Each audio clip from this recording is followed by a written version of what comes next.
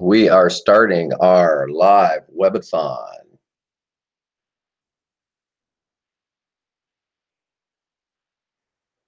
Okay. How's everybody doing today? We have no viewers, so it doesn't matter. I'm doing great. This is the first time I've done a Hangout. So we're going to play around with a few things. This is going to be a long broadcast. I'm going to have Sema's page up here for her fundraising goal. It keeps going up. We're at 3,339. We're trying to hit 7,500, and we're just about halfway there, which is pretty awesome. Now, I've also pulled up some clips and some articles on Ted Cruz. I'm broadcasting, by the way, both on YouTube and on Facebook.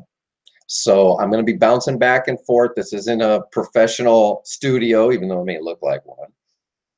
This is just my work computer back here, and I'm on my other laptop and my tablet. So if you want to ask questions, or if you want to get on in a conversation, I'm going to try that too. I think we can add people to the Hangout. So while I'm waiting for people and just rambling here, I'm going to see how to do that, because I know you can do that. So I can invite people. Oh, there you go. It's that simple. Look at how simple that is, man.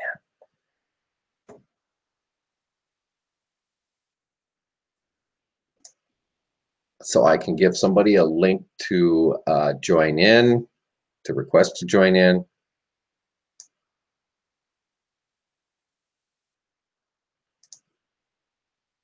So I can give somebody a link to,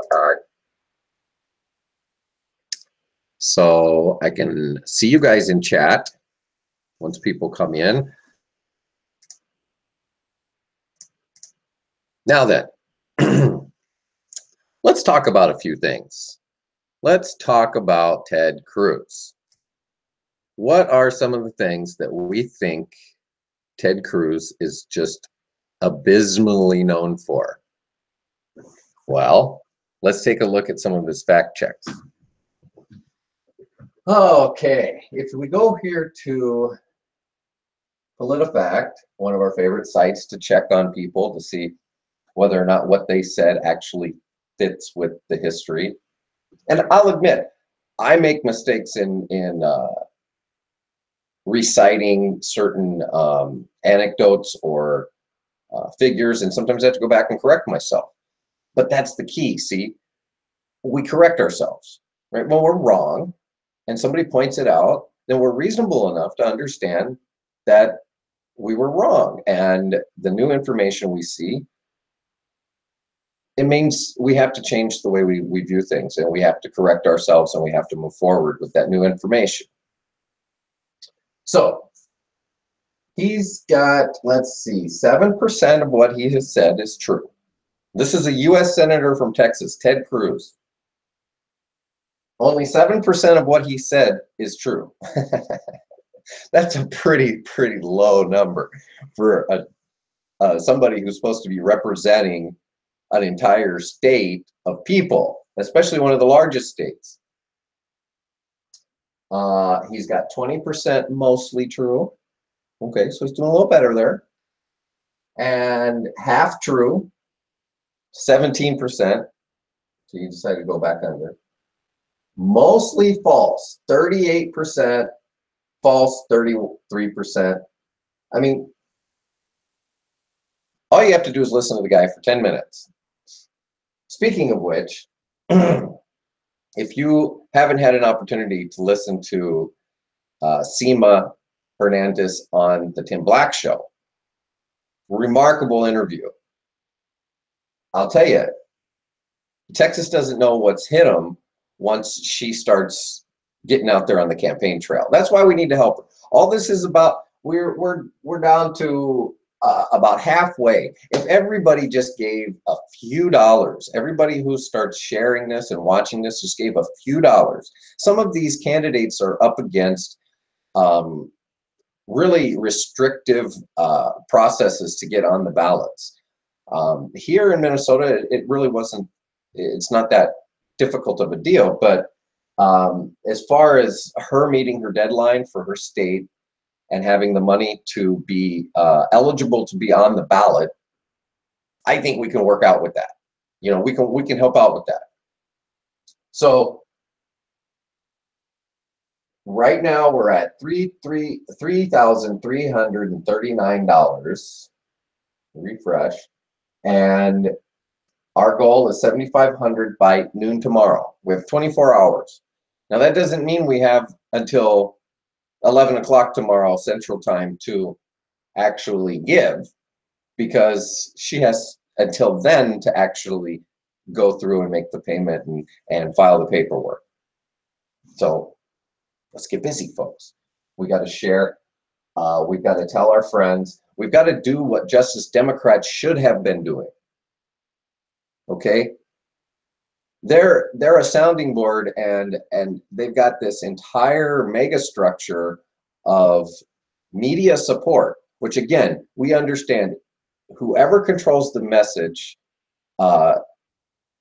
controls the outcome a lot of times. We saw what happened at the mainstream media with the 2016 elections, where they gave Donald Trump like $2 billion or something like that worth of free media, and they blacked out other candidates, especially the one that we were hoping to see more of. And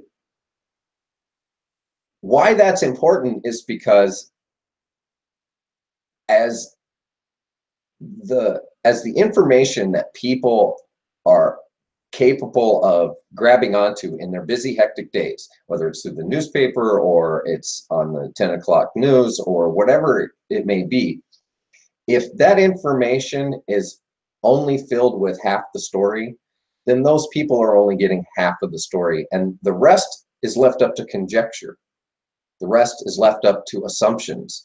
And I'll tell you, when you talk to people who aren't politically involved and who aren't politically astute and know what's going on and read articles, because people are bored with that, right? It's just the same old crap. They're all the same. They're all corrupt, or if they're not corrupt, once they get into a position of power, they become corrupt. You know, everybody says they want to change things. They get up there and they never do. Well, there's a certain truth to that, because I don't believe you should be making promises you can't keep.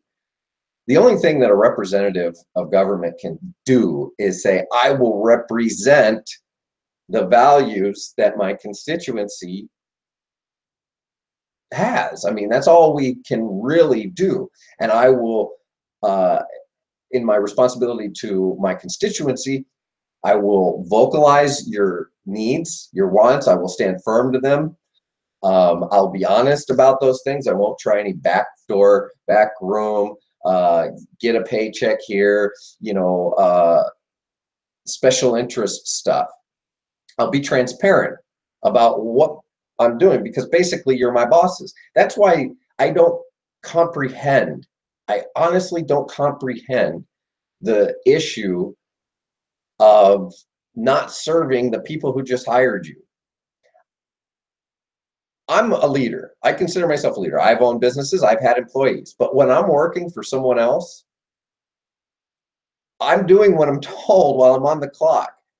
I don't care if I have flipped a burger a million times this way. If they tell me to do it this way, that's their business. I'm their employee. That's my responsibility. So the same thing goes for going into public office. The people, a large group of people, rather than just a select few, interview you and say, okay, we're going to give you the job, and this is what we expect of you. It's really that simple.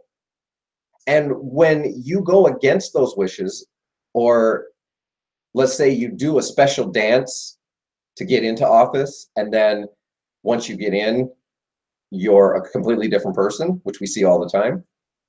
Well, that's disingenuous, that you lied to the employer in order to get the job in the first place. So you're not technically qualified. You lied to get there. It's what we see with Donald Trump, and it's what we've seen with politicians throughout history. This whole idea that you campaign in poetry, but you lead in prose, is a bunch of hooey. I like to go by the saying, Paul Wellstone, never separate the life you live from the words you speak. So if you say it in campaigning, you should be leading it in, or at least fighting for it. That's the thing, is I stand for this, or we need this. You can say all those things, but unless you're actually fighting for it and you're actually pushing for it to happen, not just resisting from having it taken away, but you're actually pushing for something to change, well, then you're doing your job, even if you fail. Let's take another look at some of the failures, if you will, of our very own Ted Cruz. And as a matter of fact, I'm going to actually bring up Sema's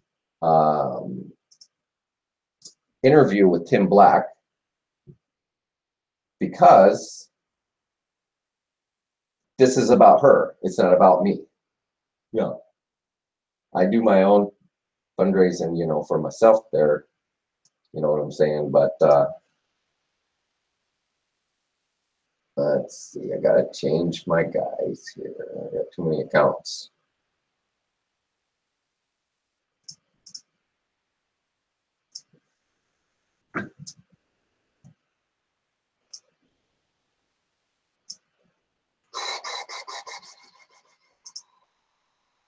And of course, they change everything. I'm a web marketing developer and consultant. This is what I do for a living. And I'll tell you, it's hard for me to keep up day by day by day. But that's just it. We have got to change with the times. We can't. Change will always happen, regardless of the humans who try to resist it. It will always eventually happen. And rather than resist the change as it comes, now I'm not talking about bad change like what we're fighting with Donald Trump. I'm talking about, you know, evolutionary change, technological change, the way that our society changes, the things that we accept in society. Those are things out of our control. For instance, just a little 101 on the internet. We can't control what Google uses to signal. They have what they call signals. The signals that they use to determine ranking for their search results.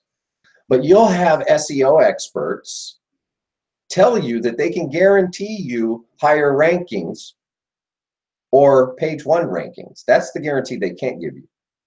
Maybe for a fleeting moment, but they can't guarantee you that forever, because Google has control over what information it deems pertinent. And if it changes that, and your website is configured a certain way to send out these other signals, then you're going to lose ranking. Okay, so it's dependent on another entity. It's not solely dependent on the decisions that I make. And so the internet is a perfect example of how we have to accept the changes as they come along. How many of you have updated your phones and go, oh, I don't like the new icons, or, you know, why did they change? Now I can't find this. When I hung up my hammer and stopped building homes and started building websites and working online, I realized very quickly that if I was going to be in this business, that I had to be prepared to wake up the next day and see something completely different and be okay with it. I think that's part of the growth that a society needs to have. We've got to be able to wake up the next day and see something different and realize that we have to work with it as part of our society now. You can't just ignore it, especially when we talk about the issues and problems of today. Most of these issues and problems have been around for a long time. Some of them morph. So while in when we talk about drugs, for instance, the craze of drugs, cocaine, then crack, now opioids, you know, the problem is still the same. It's addiction, but it's evil has shifted from one evil to the other to the other. And what we haven't addressed is the actual cause for the addiction and what takes people to the point of wanting to do drugs in the first place to escape whatever hole is in their life. I happen to know a lot about that, so I don't take much debate on that from people who don't. You understand that, right? Anyway, back to my buddy Tim, TBTV, and his wonderful interview with Sema. You know, one of the things that I appreciate about Sema is that she's not afraid to just say what needs to be said. And this is where I get in a lot of trouble. This is where I hope she doesn't get in a lot of trouble. She is willing to stand up and question the authority of the party, question the authority of the organization or the other candidates who are taking money. Well, her Democratic opponent is a corporatist, from what I understand. Again, for everybody who doesn't know, everybody's watching this live on Twitter or have caught this through Twitter, people who know me around the national network of progressives. I'm from Minnesota, Sema's from Texas. Why am I helping her? How does it help my race? It does, because it helps the entire movement. I'm thrilled to support David Hildebrand for Senate in California. Of course, I used to live in California, so I have a little kindred there, but I've worked in Texas. So there you go. I've been all over this country. It doesn't matter where a candidate's from. If they carry the right values, they're going to be part of the strength that we need in 2018 and moving forward. Regardless of any changes within the party, regardless of any Unity Reform Commission, any of that stuff doesn't matter if we don't have the candidates that are willing to stand up to support those things. I had a discussion with a young lady who called me from another organization, wondering if I was willing to put some time in to volunteer. And I told her, well, I would love to. If I did that, my campaign would have my neck, because I need to be doing my campaign and not campaign for other organizations. So, given that, I started talking to her about my campaign and what we were doing, and we came to the discussion about progressives going up against progressives in primary races, and how that kind of defeats the purpose of progressives trying to step up together. Because for instance, and I'm just going to be blatant about this, the move of Justice Democrats to select a candidate to endorse and use their power and platform and people and media to put behind in California against David Hildebrand, who is a progressive who's been running for quite some time, has all the credentials and criteria met, is a great guy. Justice Democrats chose another candidate rather than to go out and, you know, canvass the area, saying, well, who's already running? Are they worth us putting our support behind, or should we go find someone else that we feel is more progressive and put our efforts behind them?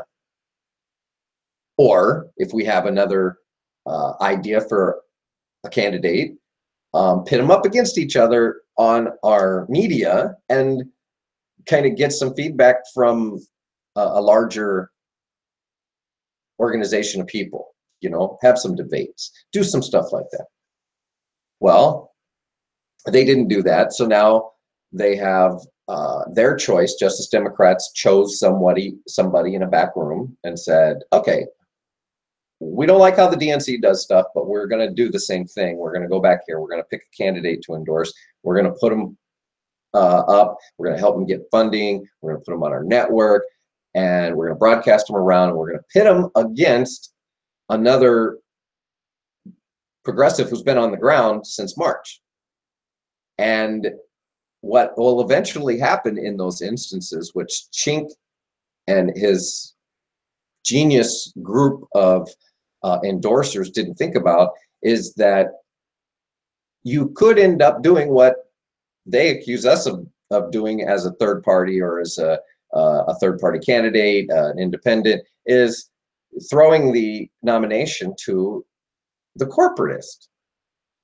I don't know if that's what your intention is, but when the leader of Brand New Congress and Justice Democrats, they're both the same, says, well, it's good to have more progressives in the primary process. Yes, it is. Not if they're going to be pitted up against each other. If they're in support of each other, that's one thing. But anyway, that is such a ridiculous situation, and Chink is going to have to answer for it. We're still not done with that. But as far as Sema's race goes, we shouldn't even have to have this Webathon, because one email blast from an organization with that many followers would easily put her over the fundraising that she needs to pay a fee to get on the ballot. I mean, she can't get past those rules. So why these organizations should be existing is to find or develop candidates in areas that we want to see progressive change in. If we've got you're not going to run somebody against Bernie Sanders, for instance. Makes no sense.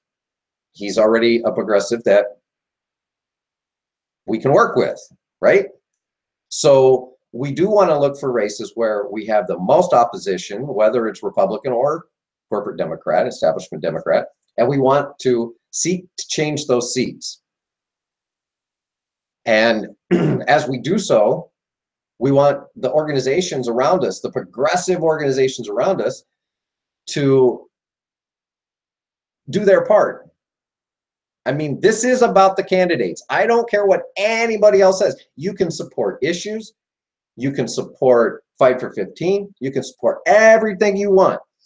But if you don't have candidates in the levels of office to support the issues, none of your picketing, nothing matters.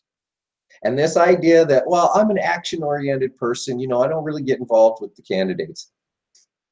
Then you're just going to keep being an action-oriented person and going out and picketing and basically bitching because you're not getting your way, because the people in power that you allow to stay in power, because you don't put your efforts, your money, everything that we need right now until we can change this system, you don't put it behind the people you believe in. And I've said it as soon as, well, I've said it earlier on than the whole deal with Justice Democrats. And mind you, I don't have a vendetta against Justice Democrats. I really didn't even want I wasn't seeking out, I shouldn't say I didn't want, I wasn't seeking out their endorsement. But of course, people on our campaign submitted endorsements for all the different organizations. And when they contacted us, well, we weren't going to turn them away. And this was long before we knew anything about how they conducted themselves and that they were part of Brand New Congress. But when it hit David and then it hit Sema, all kind of at the same time, and then it kind of clicked me. I was like, what? That's weird, because they didn't make their decision until the October fundraising numbers came out. And then there's all these issues with filtering money and back and forth and consultant fees and things like that. And it seems like I'm my own consultant. I don't need somebody else to be a consultant. That's what I do for a living. So I don't need to hire a consultant. I'm consulting other candidates to help them, because that way, you know, I can help them with stuff like what you can do with your online social media, things like that, and just the general aspects of how a campaign runs. I've campaign managed before, so I have a little experience in this. I sure in the heck don't need to hire somebody from Washington to tell me how this works. I just need to hire the people to fill the slots, you know what I'm saying? Or get the volunteers to fill the slots. Some of the people on the staff, eventually, like an accountant, things like that, that you want to really get deep into the books, you're going to want to hire somebody that knows how to do that. I don't like doing accounting. Even though I can probably do it if I had to, I don't like it. So why would I force myself to do it? That's what volunteers and staff members are for. But to start out of the gate, charging people for consulting fees under the impression that you just don't know what you're doing, we're going to set up an entire campaign umbrella for you and walk you through everything. And I understand they're trying to help, but they went about it the wrong way. And until they correct it, I can't give them any support. So I want to prove, part of what I would like to do is to prove that we don't need an organization like that decides to use the very processes that we're fighting against. We don't need an organization like that to be successful progressives.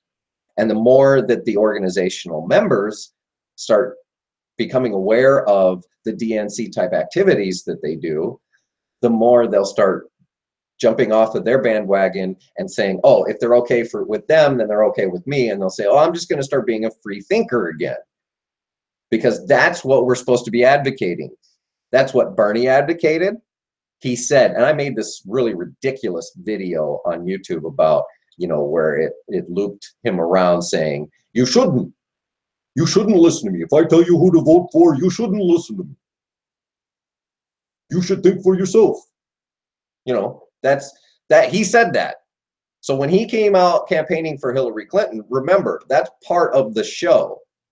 That's part of what he had to do to stay in the good graces with his position and everything else.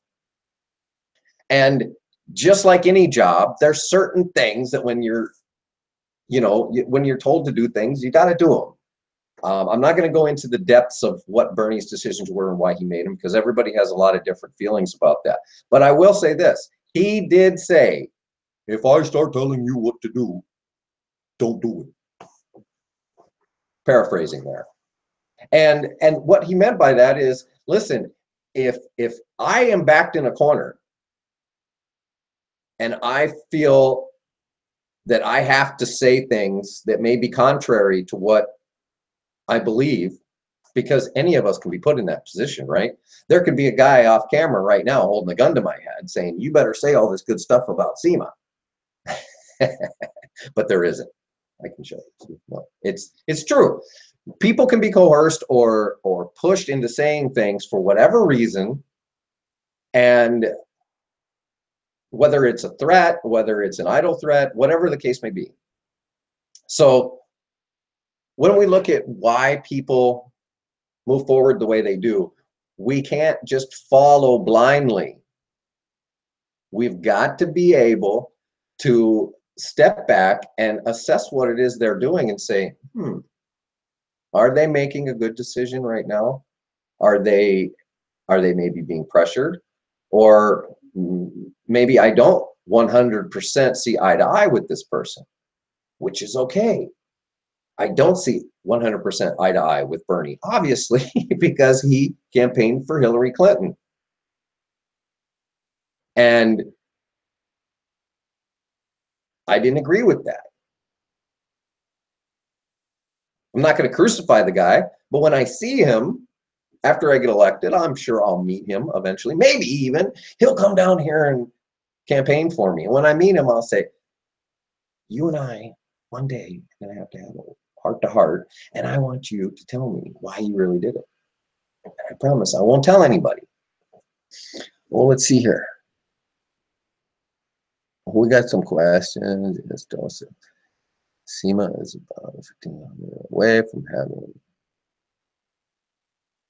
Yes. Deadline is the 11th. We have a few people watching, a few people sharing. And let's refresh. Where are we at here? Okay, folks, we need to see some sharing. Let's see, it's Sunday. You guys probably, a lot of you guys are probably still in church. If you don't see me sitting here, don't worry. I'm going to keep coming back. We're going to keep this thing going. If I get bored, I might end up, maybe we'll pull some news clips up or something like that. Remember what we're doing here. If you're on YouTube, go down to the description. There's a link for you to donate to Sema Hernandez, who is primarying Ted Cruz. We're having a fundraising webathon for her to get the money she needs to get on the ballot. And I can't go 24 hours straight on each one of these. Well, you have to stop and then restart. But there's a link down below the video. Let me see. I can see it. If you look in the description, it says hashtag support Sema here. That's her crowd pack. We are, every little bit helps. What you don't understand, if you are looking at this on your phone and you go, yeah, but you know, I want to help, but what's $2? It's $2. 1,000 people give $2. That's $2,000. We're trying to get, all we're trying to get right now is the fee that she needs to be able to get on the ballot. She shouldn't have to pay this much just to get on the ballot. That's kind of a ridiculous thing. It's kind of like voting, right? Anybody should be able to put their name down and say, I want to start speaking to the people to see if they want me to start speaking for the people. You shouldn't have to have a bunch of money. This isn't like starting a business, which, by the way, is a little ridiculous too, that you need so much money to start a business if you have a true heartfelt desire to do something and the skill and talent that can back it up. We won't get into that. But when we talk about the land of opportunity, I've started 2 businesses from absolute scratch. We know that it's not always as easy as everybody says. Oh, I started this business with nothing but a small $100,000 loan. I started both of my businesses with a small, I'm going in debt, nothing, because I didn't have anything. I didn't have good enough credit to get a loan. I just started doing the work and surviving on the side until I was making enough at one that I didn't have to do the other. And it's a struggle because at some point in any business, you need capital investment to move it forward. So, I mean, that's the honest to goodness truth about it. Now, here we got Roy Moore, Alabama. He speaks in local media. Inconceivable to think the accuser would wait 40 years to come forward. It's inconceivable to think that an accuser would wait 40 years to come forward. Really? Really? Maybe it's conceivable now because you actually decided to get into the public light in a way that these people decided, no, we can't let this guy do this. If he does this, then we're going to be in trouble. So let's go back to Ted Cruz. I don't know a lot about Ted Cruz because he hasn't been in the media. Well, I mean, I know enough what everybody knows about Ted Cruz because he ran and whatever. But as far as some of his actual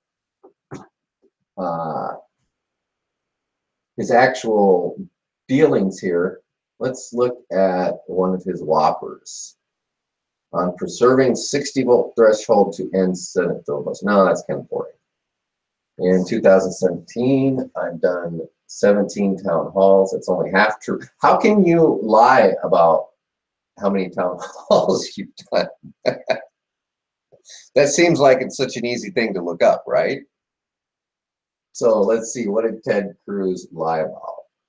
You guys can't see this anyway, so I'm going to move it over here so I'm not looking away from it.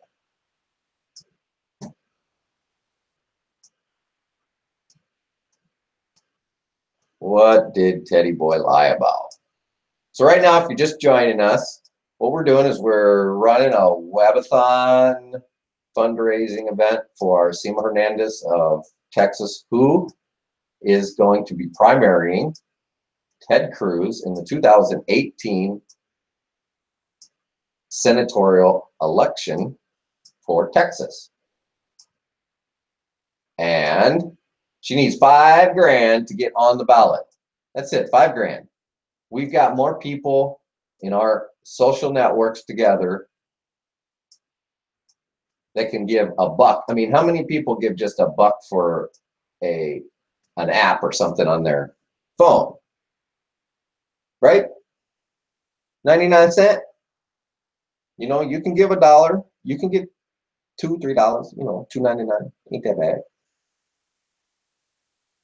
Okay, so what I'm going to do here is we're going to read a PolitiFact article on Ted Cruz. Asked if he's interacting with Texans, says he's done 17 town halls in 2017. What's interesting is so far that's only half true. So that means he's done what, 8.5? So I'll do a little H.A. Goodman routine here. I'll read the article and we'll discuss. He's not Waldo, but could it be U.S. Senator Ted Cruz of Texas doesn't get personally grilled by constituents very often? Cruz, a Republican poised to seek re-election in 2018, hardly has a reputation of avoiding attention. After all, he ran for president shortly after making waves in Washington and held on as the last viable Republican alternative to Donald Trump, which is just mind-boggling if you think about it, that many people would want Ted Cruz for anything. I mean, to be completely honest, I think he would probably, I would believe it more if he were the senator of Delaware or Rhode Island than Texas. I can't believe there's that many people that think it's okay to think like Ted Cruz thinks. That's not a joke either. I'm not bagging on him. I'm telling you, I really can't understand how anybody can listen to him speak about 99% of the stuff he speaks about and think that he has his head screwed on right. Anyway, regardless, the Houston lawyer was told during the 2017 Texas Tribune Festival about a Democratic challenger's suggestion that Ted Cruz hadn't visited small Texas towns during the term he won in 2012. Do you do enough interaction with your constituents, Senator Cruz? Interviewer Evan Smith asked. Cruz replied, that is a huge part of the job. In 2017, I've done 17 town halls. We wondered about that. This is PolitiFact. A town hall, Cruz spokesman Phil Novak later noted by email, is defined by Merriam-Webster Dictionary, an event at which a public official or political candidate addresses an audience by answering questions posed by individual members. So we had to go to the dictionary to define what I'm sure Ted Cruz went to the dictionary when he was asked that question. By that definition, Novak was nudging town halls don't have to be open to just anybody to ask anything. Indeed, when we looked, Merriam-Webster followed its definition with this sample sentence. Town halls have lost some of their spontaneity. The 80 or so undecided voters chosen for Tuesday's event must submit their questions in advance, and moderator Candy Crowley of CNN will decide which people to call on. Cruz's office listed 19 events. Novak otherwise told us Ted Cruz had held 19 town halls with Texas constituents in 2017, all organized by third parties who determined who attendees were. The senator has taken unvetted questions from anyone in the crowd at businesses, factories, chambers of commerce, and in public venues. Oh, this is a long article. Let's just face it. Next, we confirmed from press releases, news stories, and video snippets that crews made appearances described in the Novak provided chart. Events in bold. Okay, so 1, 2, 3, 4, 5, 6, 7, 8, 9, 10, 11. Experts value. So basically what this is saying is that Ted Cruz is going to his own, you know, choice events, but he's calling them all town halls. How long is the webinar going to go? I don't know. Until we reach the limit or until I collapse.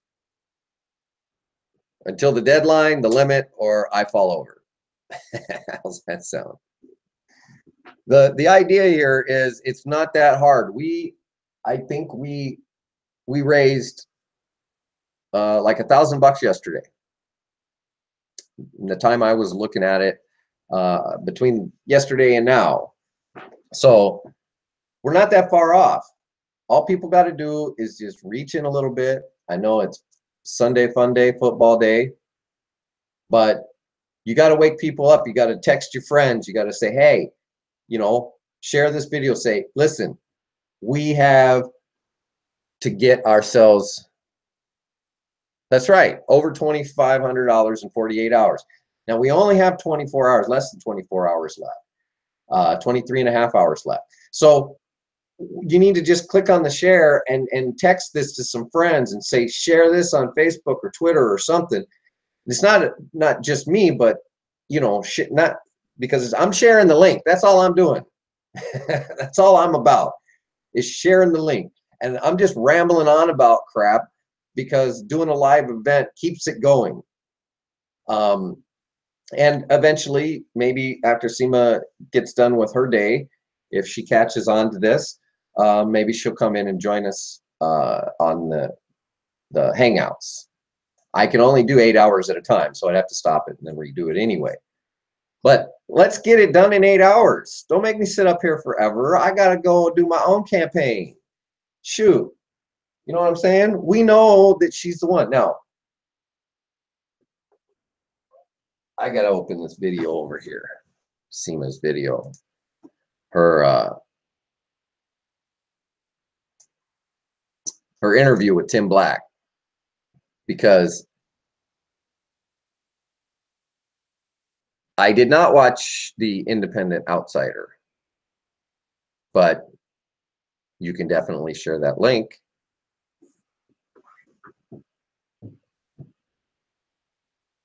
I watched the Tim Black episode.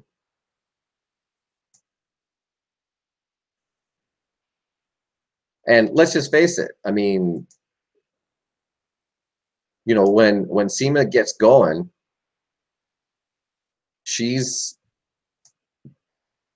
I'm glad I'm not running against her. That's all I got to say.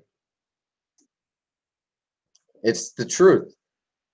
You know, we've spoken, we've had long conversation on the phone. We've talked on social media for quite some time. And then when you watch her basically off the cuff interviews with AJ Goodman and Tim Black and other media outlets, you get the absolute, all right, you get the absolute feel for who she is. I mean, she's a mom. She's definitely, anytime you're dealing with a mom mentality, especially, I think she has 4 kids. I got one kid, and he's 17, and we be going round and round every once in a while. We got to wrestle it out. Balancing work, home, and now a campaign, and then not being afraid to stand up and say what needs to be said. You know, we don't need Bernie Sanders going up against Ted Cruz on these CNN debates about issues all the time. It's like CNN does, and I wish Bernie would actually stop doing it, but he does it just to try to get information out there. But CNN paints Bernie as the far radical left and Ted as the far radical right. So basically what they're doing is saying, look, these are the two crazy views, and somewhere in the middle is the right view, which we know is a lie, because right in the middle is always the wrong view. That's the corporate view. The middle is a playground for the corporatists. That is all it is.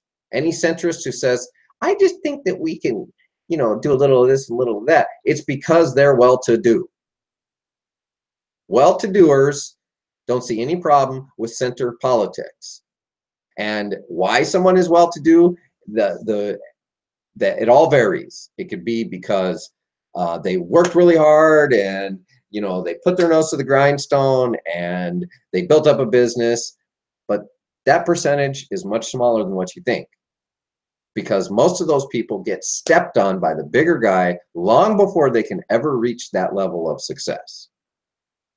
And if you don't believe me, then all we have to do is look at the history of electric car engineering. We should be much further along. We should probably have flying cars by now, but we won't go that distance. But I will say the technology behind cars driven that don't require fossil fuels is probably 30 years behind where it should be, because the fossil fuel industry bought up those companies, the energy companies, all those types of things. They buy them up, they dismantle them. Rather than invest in those new forms of energy, what they do is they get rid of them because they want to keep their greedy little paws in the dirt, in the grease. I can't understand it. The oil companies and all the profiteering that they can do on oil, they can do the same thing off of you know, wind turbines, things like that. Well, maybe not quite as much, because when you're dealing with oil, you're actually just dealing with a piece of land, equipment, and pulling a resource out of the earth. When you're dealing with building things, you're having to pay people to build those things. So I understand why the fossil fuel industry is much more lucrative for people than the new renewable energy industry is. But again, that goes back to the profiteering of greed. See, we have to be greedy. We have to be able to get whatever we want out of something, or it's not worth it. And when I say we, I'm talking the oligarchy, right? The people who believe that we, as a human species, do not have a responsibility to each other, or to the planet, or to our ecosystem. They don't care. So anyway, we know we're behind in a lot of these things. And the reason we're behind is because profit has stepped in and slowed those things down. What do we do to stop it? Well, the first thing we need to do is we need to get people like Ted Cruz out of office. And how do we do that? Well, we put somebody up against them that is going to appeal to the populist message of the people and is going to right a lot of wrongs. Now, considering the current climate that we live in, with all the uproar and everything that's been coming out, rightfully so, justifiably so, the Me Too movement, which, by the way, I'm a Me Tooer, but the women who have stepped up and come forward to have the courage to say enough is enough, time is now, we're going to change our viewpoint of women. At least I hope this is where we're going as a human society, because women have been the most marginalized demographic in the history of our species. They've always been put to be second and marginalized and not listened to. And They had to fight for the right to vote, and you know, ridiculousness. Equal human beings. So it's time. It should be time that we get to a point where women, their representation in leadership is equal, but they don't have to be silenced and quieted by the control and the mechanism of perversion and sexual misconduct that many men can fall victim to. And I say fall victim because we fall victim to our own desires if we don't put those desires in check. Okay? And that's what humans do. We want something, we want it. When we're children, give me, my baba. I want it, give me. Okay? But as we grow, we understand that we have to share, we have to be a part of a collective of people that get along because we're interdependent people. There's nothing about a human that is independent. We are always interdependent. We're interdependent from the time we're in the womb, conceived, to the time we're on our deathbed. We're dependent on other people to provide for us. And we can be a hermit and live alone, and there are some people who've done so. But it doesn't really, that's really the outliers of society, the outliers of people. The people who are antisocial and say, hey, you know, I can get away. I just want to go live with some animals maybe and some trees and plants, and I don't need another person at all. That's very rare because we are social creatures. The problem is our social construct is what's screwed up. We're the most social creatures on the planet, but we have the worst social construct. Termites have a better social construct than we do. You understand that, right? They take care of each other. Honeybees take care of each other. Insects and animals take care of each other. We crap on each other. I'm sure they crap on each other too, but not just to be mean. You know, monkeys, they throw it. But anyway. So just in case you're wondering, if you're asking questions on Facebook, I'm not looking at my Facebook feed. Questions are available on YouTube.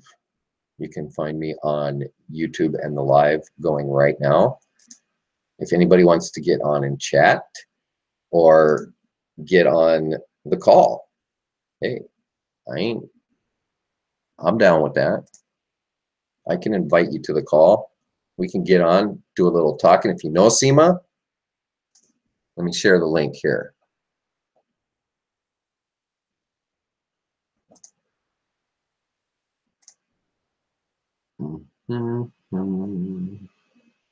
People.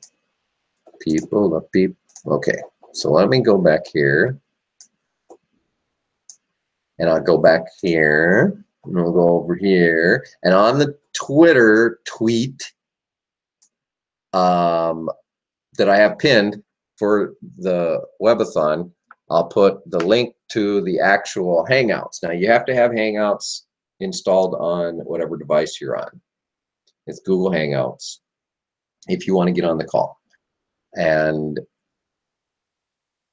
that's it.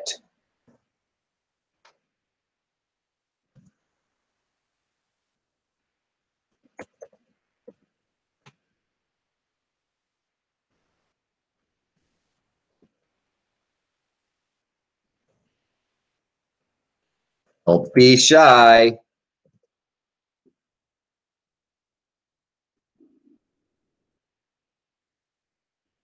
Okay.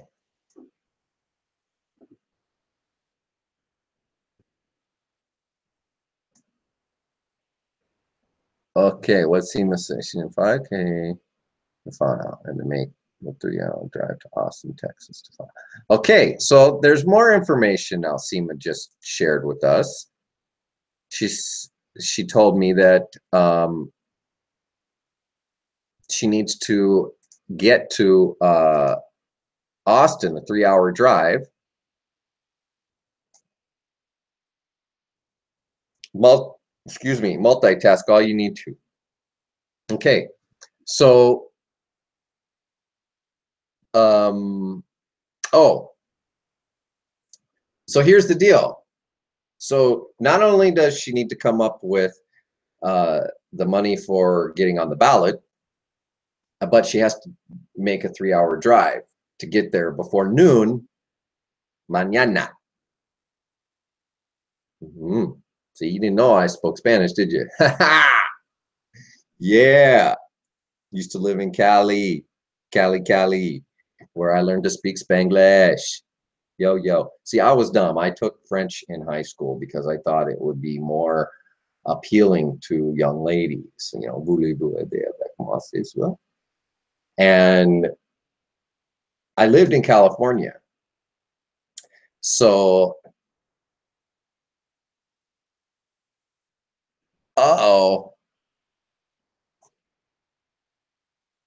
So Carissa says that she believes that they lost their car in the hurricane.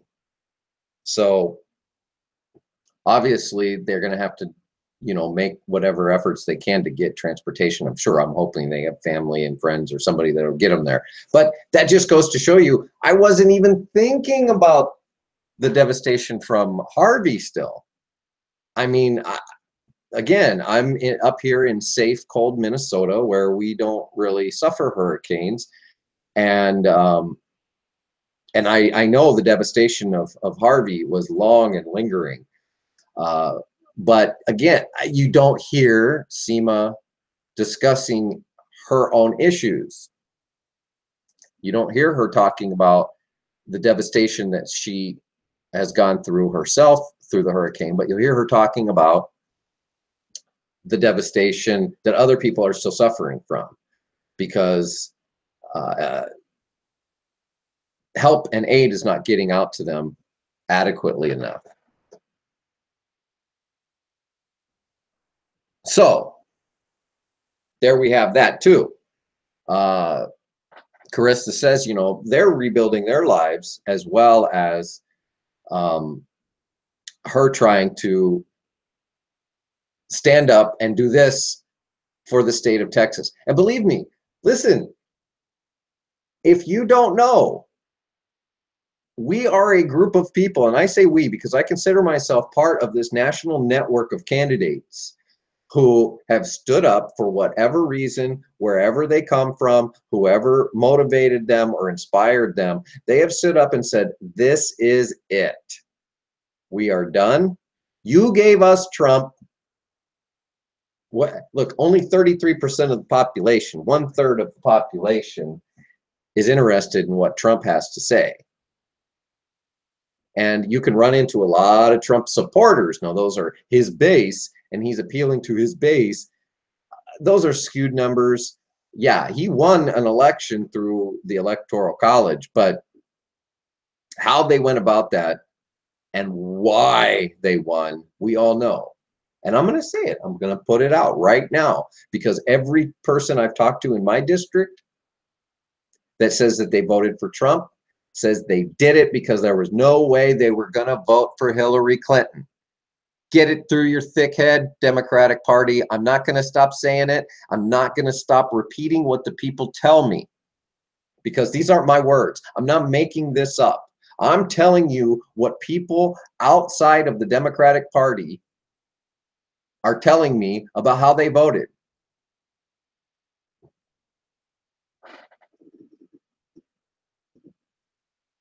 California, what do you, no, I used to live in California. So when I talk about, and I've worked in Texas and I've worked in Florida and I've moved around a lot when I was growing up. So when I talk about the network, it's the network of everybody. It's the entire encompassing network of progressives from David Hildebrand in California to Sema Hernandez in Texas to Johnny Akzam in Minnesota. And there's other progressives in Minnesota too. I'm just not going to mention them in this airing because it's not the platform for it. Tim Canova in Florida. We've got our buddy up in Long Island, in Washington, I can't think of his name. I mean, not in Washington, but in Long Island, New York.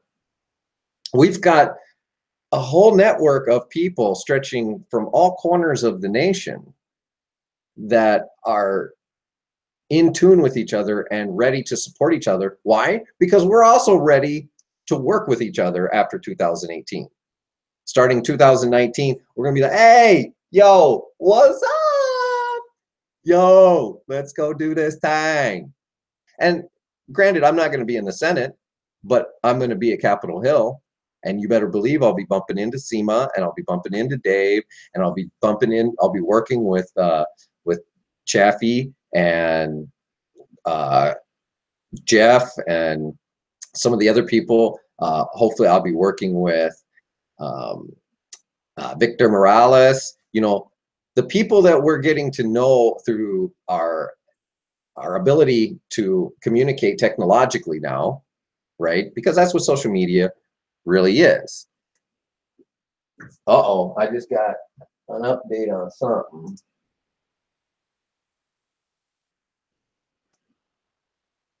$1,500 to go. Okay. Well, let's be clear about we got about 1,500 more to go to get to the ballot fee. That's $5,000. $5,000 to get to the ballot fee. And then from there, you know, they've set a goal of 7,500 because they need some money to get through a couple things. And, you know, look, campaigns need money. I'm going to be completely honest with you right now. Our campaign has goose egg, zero. I've been putting money, the campaign owes me money, which is, yeah, it's a legal thing, right? If I put money in the campaign and then the campaign receives donations, the campaign can reimburse me for the money that I personally put in because it's, well, that's, yeah, we don't have any money. Why? Because the people that do have money, the person that has the most money in our race got all his money from back east where he lives. I didn't do it. He did it. It's just on the FEC report. FEC report shows that out of all the individual donations that he's gotten, 90% of them come from Massachusetts, not Minnesota. And he lives in Massachusetts. He came here and had to wait 30 days because he didn't even live in the district. But he's got the most money. And so what happens is people put money in relation to support, and they say, oh, he must be the front runner because he's got all this money. But only $30,000 or so of his money has come from Minnesota. Over $200,000 of his almost $300,000 has come from somewhere else. So who is he going to be representing? All the people that gave him $2,700 and $5,400, or the people in Minnesota that gave him $5, $10, $15, $50? Well, he's going to say, oh, I'm going to represent here, but he's never going to be here. His wife and kids live over there. And you know what? I'm not going to let it go unnoticed, because if I don't get this nomination and I don't win, then he's going to be my representative. And I don't want him as my representative because he's not going to represent me. And it really angers me that he would use his positions of power, because he's a former Obama administration appointee at the Pentagon, to come back here and think that just because he's been in Washington, he deserves to go back to Washington on our dime. I don't like it. There's no history of any progressivism in his list. And, you know, eventually we're going to have to talk about it at the first debate that we have, because it's incessantly wrong. And I don't know what he thought. If he had most of his donations before he even came back to Minnesota. He hasn't been here since he was 14 years old. His wife and kids are still back east. And he's trying to convince me and the rest of our demographic here, that our constituency here, that he's all for us and he wanted to raise his family here, but his kids are still back there. I don't get it. And if people can't see through it, I'm going to make sure they do. Now, there's other candidates. Well, there's 6 candidates at least still running for the DFL endorsement. the Democratic endorsement. And they're not, you know, they're not bad. Some of them, you know, they're good people. They have good intentions. They're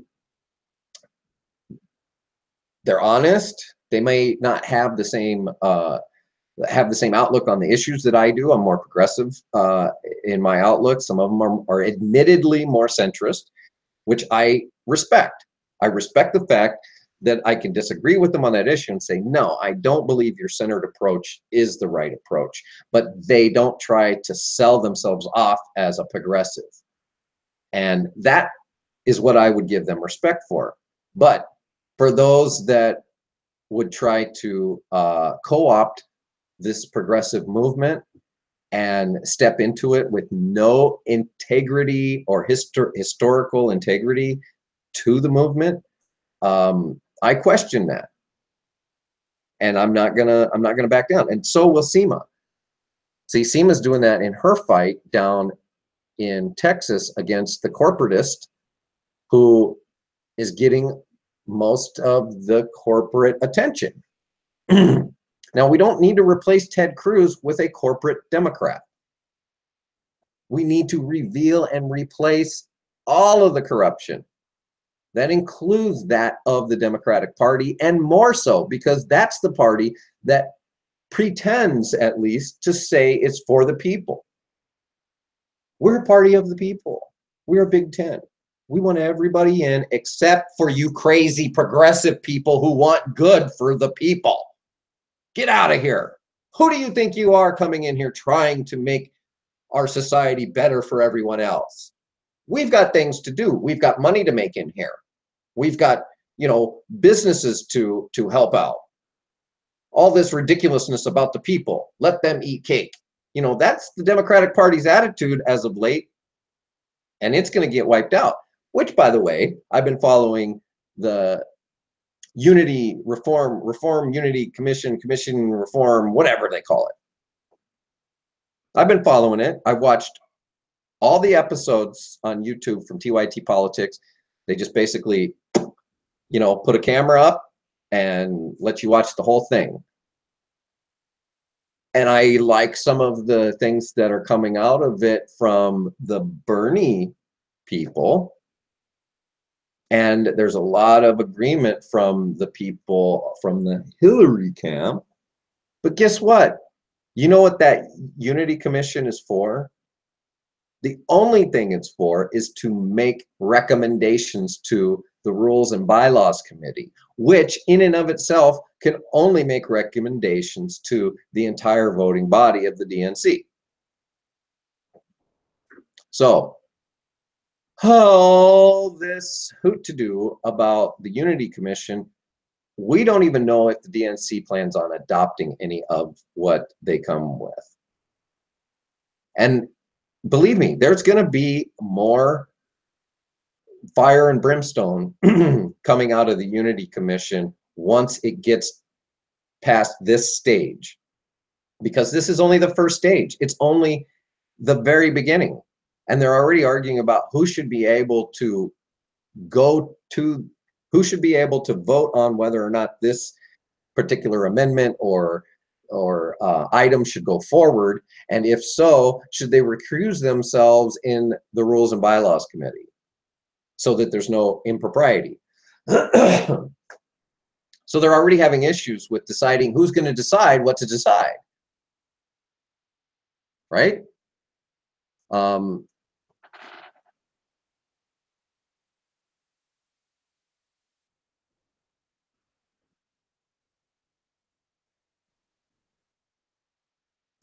Did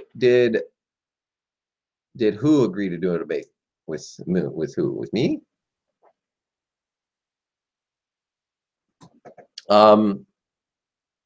Anyway, here's what I'm going to do for a quick minute.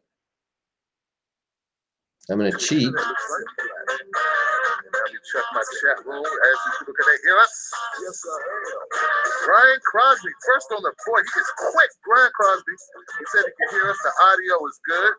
Brian, can you hear my guest? Guest, could you say hello? I'm going to share my screen. Hello, how are you? There you go. that radio announcer voice going for me and you, boy. We could be a team. Did you hear my guest? She said hello. We got Roseanne Monterana, Brett James, Michael Mike, the Russian bot. Don't you get me shut down, Mike. For all you that are watching this here, go on over to YouTube. Find me on YouTube. So you guys heard Sema. So okay. we can Okay, give it up, give it up. we can do more on My YouTube, name is Tim Black. Welcome to the Tim Black at Night Show. and that's where the you have a great guest with me tonight. A guest. it's going to We're continue doing our best on. to fight We can against go the on for 8 oligarchy. hours there, and I'm also going to play her video for a while, and Ladies and gentlemen, without further ado, I'd like to yeah, introduce like to you that. So Sema we're going to be stopping this. Hernandez. Go over to YouTube, go over to Twitter, click on the link. We need to help get Sema Thank you for being on the ballot here. in Texas. We have less than 24 hours to help her get the funding she needs to get on the ballot. If you're not, go watch this feed on YouTube and watch Sema on No Sellouts with Tim Black. You're going to fall in love with her right off the bat. She's got everything we need for a Texas senator. I'm thankful for them, obviously. Having a team that is doing the best that they can from across the entire country, that to me is amazing, because I don't have that here nearby. Everyone is busy, and with the flood that happened, it kind of put everyone in different directions. So this is great. Well, let's get into that. Wow. For everyone to know, Sema is a candidate. She's running to become senator, to take the place of Creepy Ted out there in Texas. And she didn't say it, I said it, that he's creepy. And Sema, tell me please, what brought you to even consider jumping into politics? Oh, goodness. Well, I'm not sure if you remember this person. His name is Bernie Sanders. Hold on a second. Let me think back. Forget about your damn emails. I don't want to hear about the emails. You people listen. People listen. Is that the guy that's sort of, that's him kind of? A little bit? That's the guy, but that's not what I remember him saying. Of course, it's very important because I cared about those damn emails. I did. But what got me was him saying that this wasn't about him, it was about the rest of us, and how we needed to be involved in all levels of politics and be engaged. And I thought to myself, well, what can I do? I'm just a mom. I'm a baseball coach. I help out in my community. What can I possibly do, right? And then I got a call from Our Revolution. I think it was 2 months after the primary, not the primary, the DNC meeting in June. And they said to me, they're looking for candidates to run. And I told them, well, I can't possibly run for a federal position because I'm a nobody. I'm not wealthy. I'm not into politics, like an insider. So they said, well, no problem. Tell me about you. So I told them about my background. And of course, I have a medical background. And I grew up with my family working in the migrant fields. So anything that you can imagine, citrus, they picked oranges, they picked watermelon, tomatoes, jalapenos, peaches, nectarines, apples. That was our life. That's how we lived. So the highest education I have is, of course, high school education plus prerequisite for nursing. And that's the extent of that. But other than that, it's community service that I do in my area. And they said, well, that's great because we need someone who understands the ins and outs of healthcare. And I said, okay, awesome, because I know that. And I also used to work as an insurance agent, and I still have my insurance license, but I could easily make a killing, literally make a killing, make a lot of money, but I don't. I choose not to sell out my integrity to make a couple $100. So wow. People tell me you can make a lot of money. I said, but what is that going to give me? It's not going to bring me any happiness if I'm taking somebody's away that they could use for something else just to try to push things on them that they can't afford. So why would you, as an insurance agent, continue to cross-sell things to someone that you know very damn well cannot afford these things? So they thought, okay, so you're not easily bought. I said, I'm not for sale. So that's how we got the ball rolling on running for office, but I just never knew what office I wanted to run for. So then came the debate, the famous debate for healthcare with Ted Cruz and Bernie Sanders. And I was doing laundry in my room, watching the debates, losing my mind, because here's this Zodiac killer talking about how healthcare is socialized medicine. That's not. I'm like, no, that is what we want. I said, you have no right. I'm yelling at my TV. You have no damn right to sit there and talk about healthcare when you don't know what it feels like to lose a loved one because you can't afford insurance. You don't know what it's like as a healthcare provider to hold someone's hand, praying with them as they're slipping away. You don't know what it's like to bag and tag someone and put them in the morgue. You don't know what it's like. So how dare you come after our fucking healthcare? That pissed me off. And I threw my laundry, and I started messaging Sam Ronan. So you had him on your show on Monday. And I told Sam, I said, Sam, this is my name. This is what I want to do. Give me some advice. How do I do it? Because he created our voice. And he said to me, you know, that's great that you want to run, but you already have a primary opponent. And I'm like, I don't care. What does that mean? I should just quit because there's another opponent? I'm going to keep going. He says, I just wanted you to know, like, calm down. But I said, look, the person that's running has no idea because he's lived a very privileged life. He comes from money. He comes from a family that's been involved in politics for many, many years, probably 2 or 3 generations of politics. I said, I am a nobody, but because I'm a nobody, I understand what it's like to live in poverty. I understand what it's like to live in a situation where it's hopeless. And even now, like, I was the one who was rescuing my neighbors down the street during the Hurricane Harvey flood at 2 a.m. in the morning in 5 feet of water. I said, can you tell me what other person that is running for office has actually done that for their neighbors? You know, can you tell me actually another person that understands what it's like to live without health insurance or to live in hunger, like literal hunger? They don't understand. They're never going to get it. So why keep electing people just because they look like politicians? Like they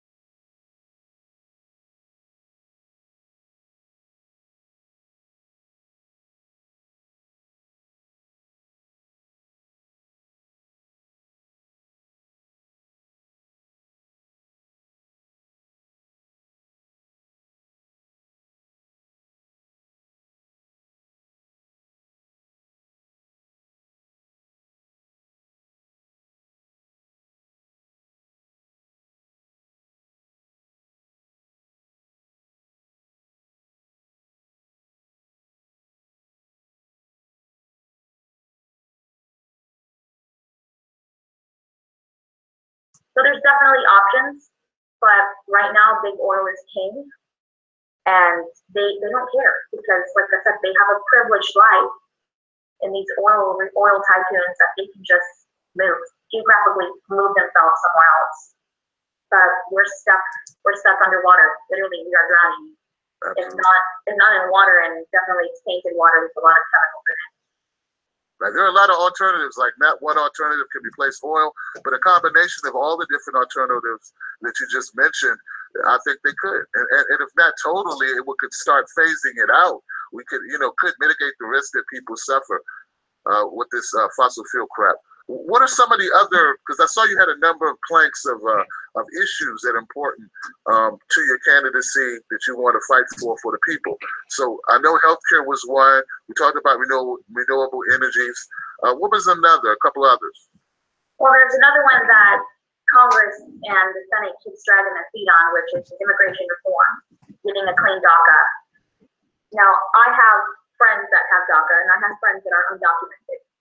So when SB4, and for many of you that don't know what SB4 is, it's a state bill that was introduced in the Texas House, and it was signed by our Governor Greg Abbott, where it makes sanctuary cities illegal and the prime place to target people of color.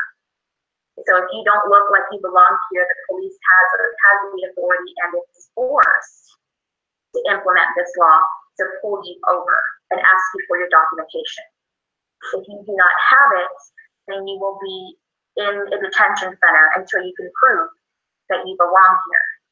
So that pissed me off. It really did, because the fear is very real now. When I was little, I saw the ICE raids in the fields. I saw them in the trailer parks. And I would ask my mother, why aren't we running? Why aren't we scared? My mom said, it's because we have papers. And so now as an adult, I think, well, we have papers, but we're still living in poverty. We're still in the shadows. We're still busting our backs, picking this produce. There's got to be something better.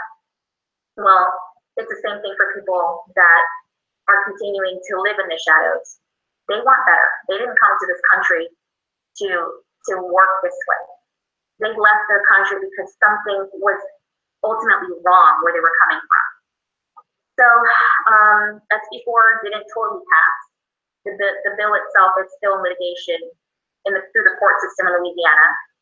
And right now a lot of us are pushing for a clean DACA and trying to pressure our Congress members to introduce a bill that is going to guarantee a clean DACA for the Dreamers Act, for people to actually stay without any ifs, ands, or buts. Like, if you say here the wall's going to go up, no, we don't want the wall to go up either. And Ted Cruz is one who always wants the wall to go up because he doesn't like illegals. He doesn't. He says that we're taking away his jobs, or taking away jobs, that we're bad for the economy. And he more or less always says the same rhetoric that Trump says about illegals. Now, I would think he would be more sympathetic because he also is a son of an immigrant, of a Cuban immigrant. But apparently the privilege only applies to him, it doesn't apply to the rest of us. Now, for me, and I say this because I've lived it and I've seen it myself with my own eyes, I went to San Antonio a few months ago, and it was a parking lot in Walmart. You would never think anything happened at the parking lot in Walmart, but there was a tragic death that happened there. A truck driver was smuggling in people in the back of his truck, but there was no air, there was no water, there was nothing. It was about 105-degree weather. And in the back of his trailer, as he pulled over in Walmart, people somehow broke that door open and to get there, and a few of them ended up dying there in the parking lot, 10 of them. When I went for the Medicare for All town hall and rally in San Antonio with our revolution, I decided to go there to the parking lot, and as I was looking at this makeshift memorial, I saw that there was teddy bears, and there were blue teddy bears, and little toy trucks, blue balloons, and I could not get myself together because I was crying. Like, I'm a mother of 4 boys. I put myself in their shoes for a brief second as a mother. Like, as a parent, what is going through my mind to think I need to get my children out of this country to a different country. So that has to be a dire situation. So in my perspective, there's a serious humanitarian crisis that's happening south of the border. That's the only reason that I would think to bring your child across without you to someone who can take care of them, because there's a dire situation going on south of the border. Now, that brings us to NAFTA. If NAFTA was so great for the United States and for Mexico, why are people without jobs in Mexico? Why are they still leaving their country if they have jobs, right? If they're producing, if they're having a living wage, if they're having a good income. You know, Trump can say, you know, every president can say, well, they need to go back to their country. Well, what the hell did you do in their country that is bringing them over here to your country? Because you have displaced them. What the hell? Take some responsibility. Take some damn responsibility. There's a reason why they're coming to America, because we don't bomb our own country. You know, we do not, well, maybe now, who knows, but we don't bomb our own country. We're you know, toppling over different empires around the world. What do you expect? People are going to come to where it seems like it's safer. And in their country, it may not be as safe. It may not be as stable as the United States, and right now our country is not stable. So that's like two topics in one: immigration and trade. I'm trying to think of another topic I should probably ask my crew. That's okay. I like to elaborate a little bit on the immigration issue, because I was having a conversation with one of my moderators last night. His name is Iron Man Oz. Shout out to Iron Man Oz. He's been with me for like 4 years now. And we were both looking at the math on how much it costs to actually house a person, like for ICE to detain, first of all, to provide personnel to ICE, and all the surveillance, all the equipment, we're not even counting the wall. We're looking at the cost of all of this apparatus in order to try to get people and drag them out of the country, right? And we looked at the cost for actual naturalization of individuals. And, you know, it would be a lot cheaper for America to just say, you know what, you're here, let's get you through the process. We'll pick up the tab.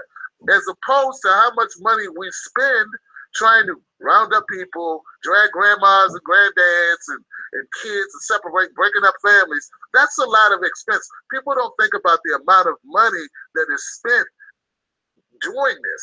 It doesn't make sense at all. It's sort of like, we know we have children who one of the biggest contributors to crime is that people living in poverty.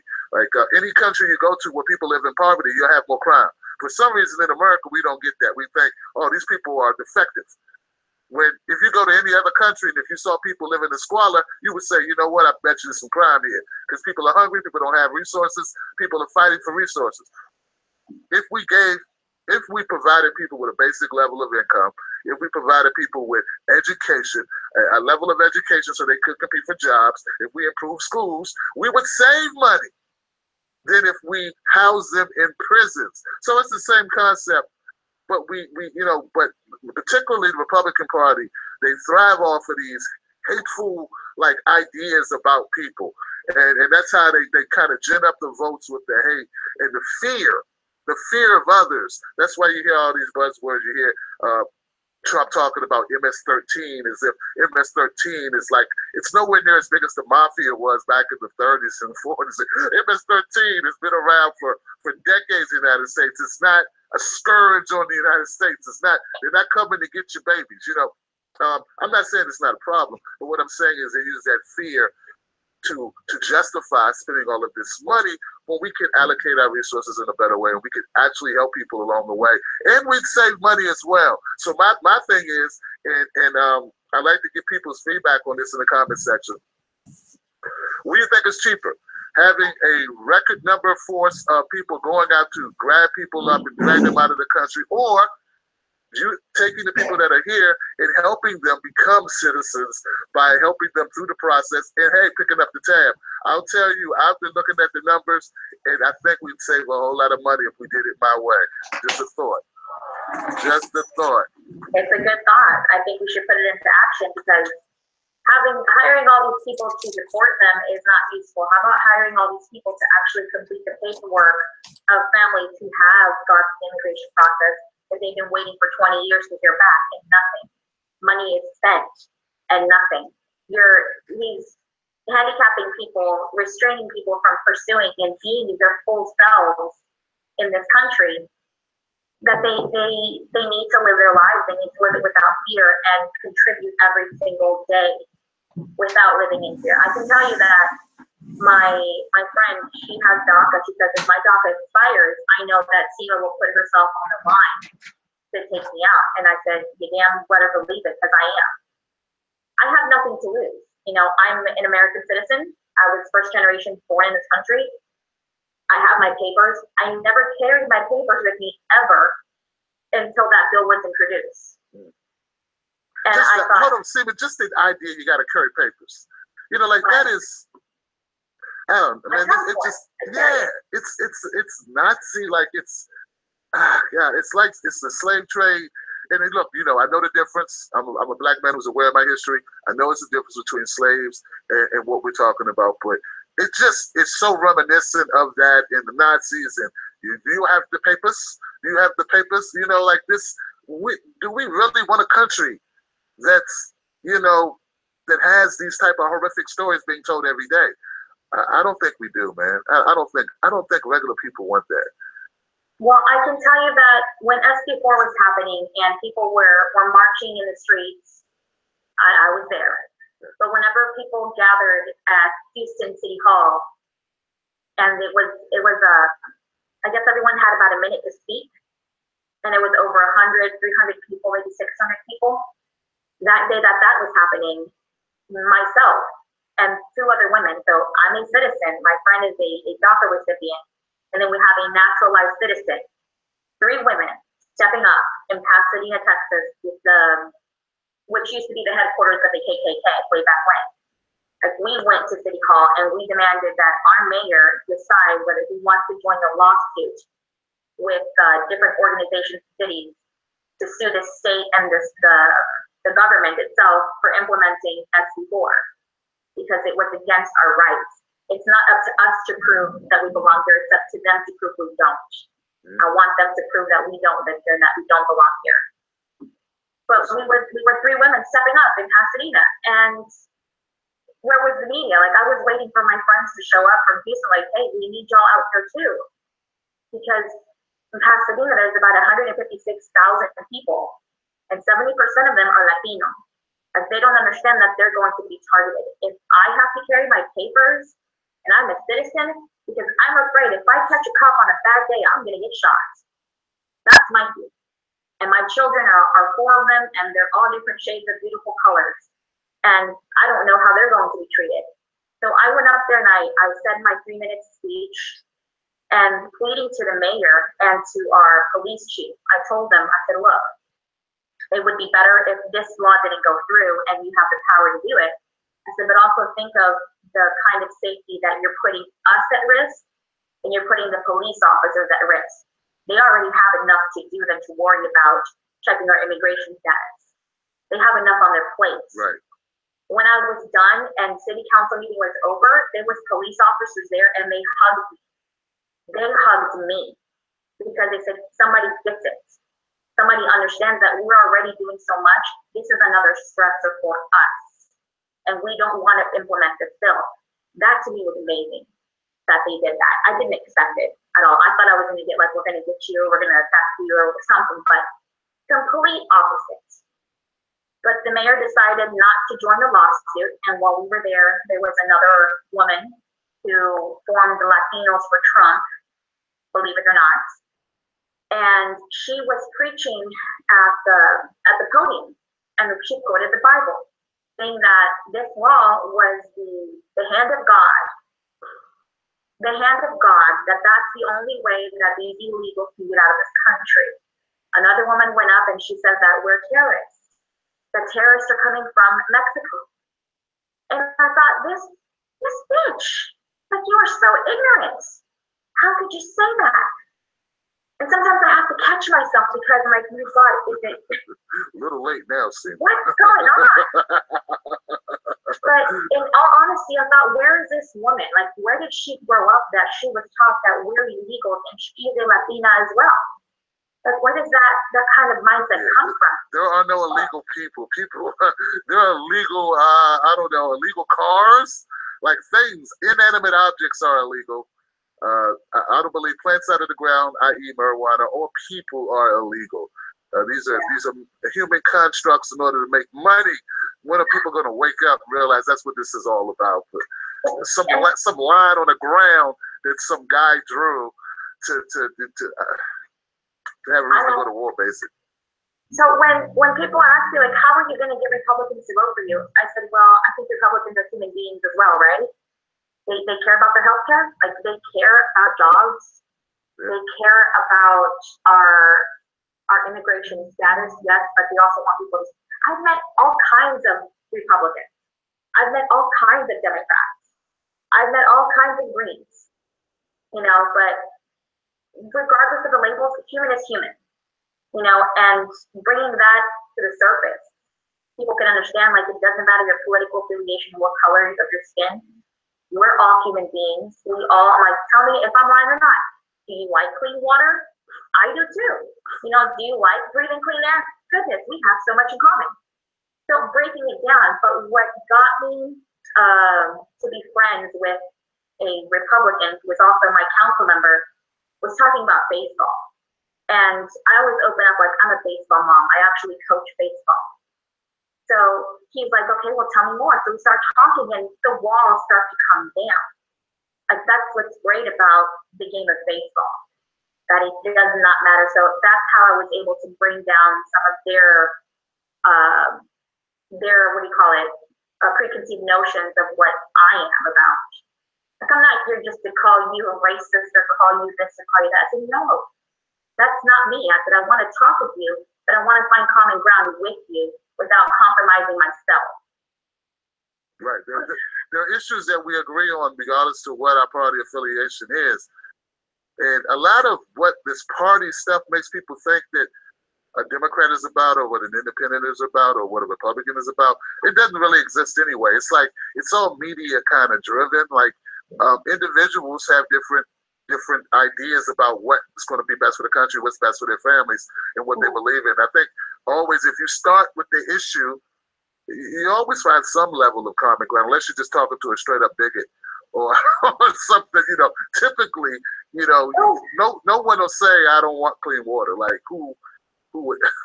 Yeah, maybe I'm sorry, maybe a corporatist who wants to sell you some water, wants to sell you some bottled water, maybe they'll say, but you know, they want clean water, but they don't want you. They want you to have to buy their clean water. Oh, that's tragic. Now, I don't even know where else to begin, because throughout this process, I found out that even people in the Democratic Party are questioning my actual viability of becoming a candidate. And why would they question you being able to? Because, you know, you're a citizen, you're eligible. So what's there to question? I'm a woman, and it's good. Right now, it's good to be a woman. I think the best time. I think that the country is starting to speak and say, you know what, we need more women. Women are less likely to grope other women. This probably will be good. And I'm just joking, guys, but I'm being serious too. Like, this is the temperature of the country. So the fact that you're a woman, that's a problem. I don't think it should be. That's the problem, especially with the current patriarchy system of men always holding office. So whenever I tell them, I'm running against Ted Cruz, you know, and they're like, oh, that's great, you speak very well. And I'm like, what the is that supposed to mean? Like, what do you mean I speak very well? For a woman, for a Latina? And they tell me, oh, your mother, well, maybe you should go back home and leave this to us. And I tell them, me going back home is what got us here in the first place, us letting you just take over. I said, enough, I'm not going to go back home. The reason why I am running is because I care too damn much. I am a mother, and as a mother, I'm an advocate for my children. And because of that is why I am running, to make sure that y'all don't fuck it up for the rest of us. I keep dropping F-bombs like it's nobody's business. Sorry. Like she said, you speak so well. You speak so well. You know, welcome to my world, Sema. I've been hearing that you speak so well stuff all my life. You know, and it's just what they do. They're just not used to it. I started taking it as a compliment because other than that, if you take it any other way, it's just going to piss you off and make you offended. And you know, so they just say, you know, oh, really? You really? Oh, great. Thank you for saying that. Thank you for that hollow ass compliment. Thank you. I appreciate it. I'm like, hey, your bigotry is showing. Right. Absolutely. And these are people who hate Trump. You know, who hate Trump. I'm like, yeah, we all hate him. We do, but you know what does that mean? Like, I don't understand. Like, I have to just step aside and let a man take over? No, baby, that's not gonna happen. I'm not going anywhere at all. And the whole, what got us here was just saying, oh well, you know, I'm not Trump. You know, I'm like, well, what good is that if you lost? You know, you lost the damn election. And for me, it's, why are we going to continue to elect centrists that compromise us? They don't compromise themselves. They compromise us. Now, the person that I'm primarying, hopefully, because I'm going to get on the ballot soon, right? I hope so. There you go. The person that I'm running against is another sitting congressman who is thinking he's going to replace Ted Cruz with more platitudes, more centrist thoughts, more compromising. And all I can think of is, yeah, you're not Ted Cruz, but what the hell have you done these last 6 years that's actually going to show me and the rest of us that you're actually in it for us and not for yourself? Because if you're willing to compromise all those years, you're going to continue to compromise now. And that's not going to do me any good. It's not going to do any of us any good if you win the primary and go into the general and you still lose against Ted Cruz. It's the same thing as with, you know, the last election, Hillary Clinton. Well, Hillary Clinton is not Trump, but she still lost. She might have not been Trump, but she lost because she wasn't talking to the people. She didn't reach out to all of us. She could not relate to us. Now, I read the transcripts, her speeches, and my God, I lost all respect for that woman. If there was ever any respect I had for her, I lost it because she was one who was playing both sides. And this other guy who I'm running against is also playing both sides. So if he were to go up against him, he's going to lose. Because not being Ted Cruz is not good enough. Just like not being a Republican is not good enough, or just being a Democrat. Being a Democrat is not good enough anymore. You need to be more. You need to be human.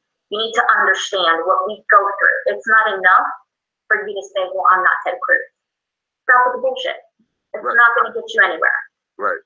You need to give them you need to show a distinct difference between what we currently have and what your vision is, and it needs to be almost the opposite. Like that's what you as well admired about Bernie Sanders, I think, is that he was a total opposite to the corporate Democrat, that whole centrist model, and that gives people something else to look at, and that piques their curiosity. And once you start talking about those issues, people become interested because they can't help it.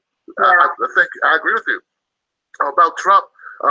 You know, I say I hate Trump. I hate what he stands for, but I grew to hate Obama once I realized that it was all smoke and mirrors, that what he stood for was Wall Street, what he stood for was insurance companies. You know, once I started to realize that, it took a while because of our media machine.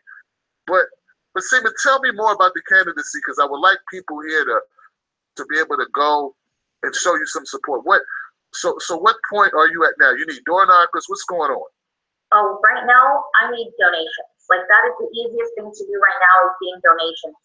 Block walking, door knocking is very difficult right now in this weather. We're in the 30s and 40-degree weather, and it's raining. It's going to snow in Houston. That's unbelievable. But if y'all could go to crowdpassfortexas.us. Oh, excuse me. There's a link on there so you can log on and you can donate. The deadline for me to file is December 11th. It's on Monday. Wow. And I need $5,000 raised to file.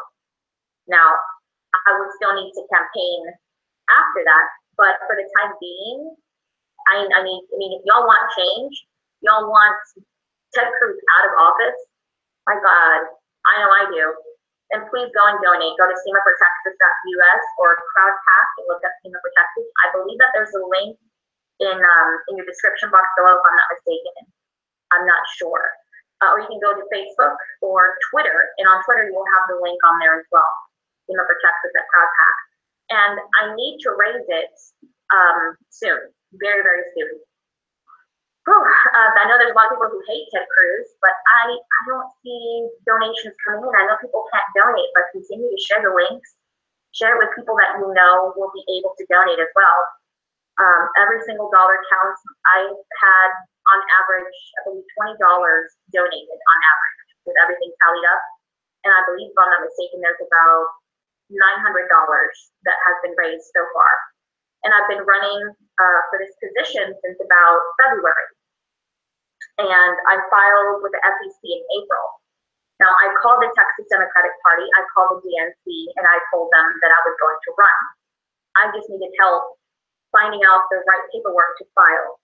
They kept giving me the runaround for days. I called every day to get this information. I called the Secretary of State in our state of Texas, and they kept switching me over and over and over and over to different people, and I was on the phone for hours as well, for days.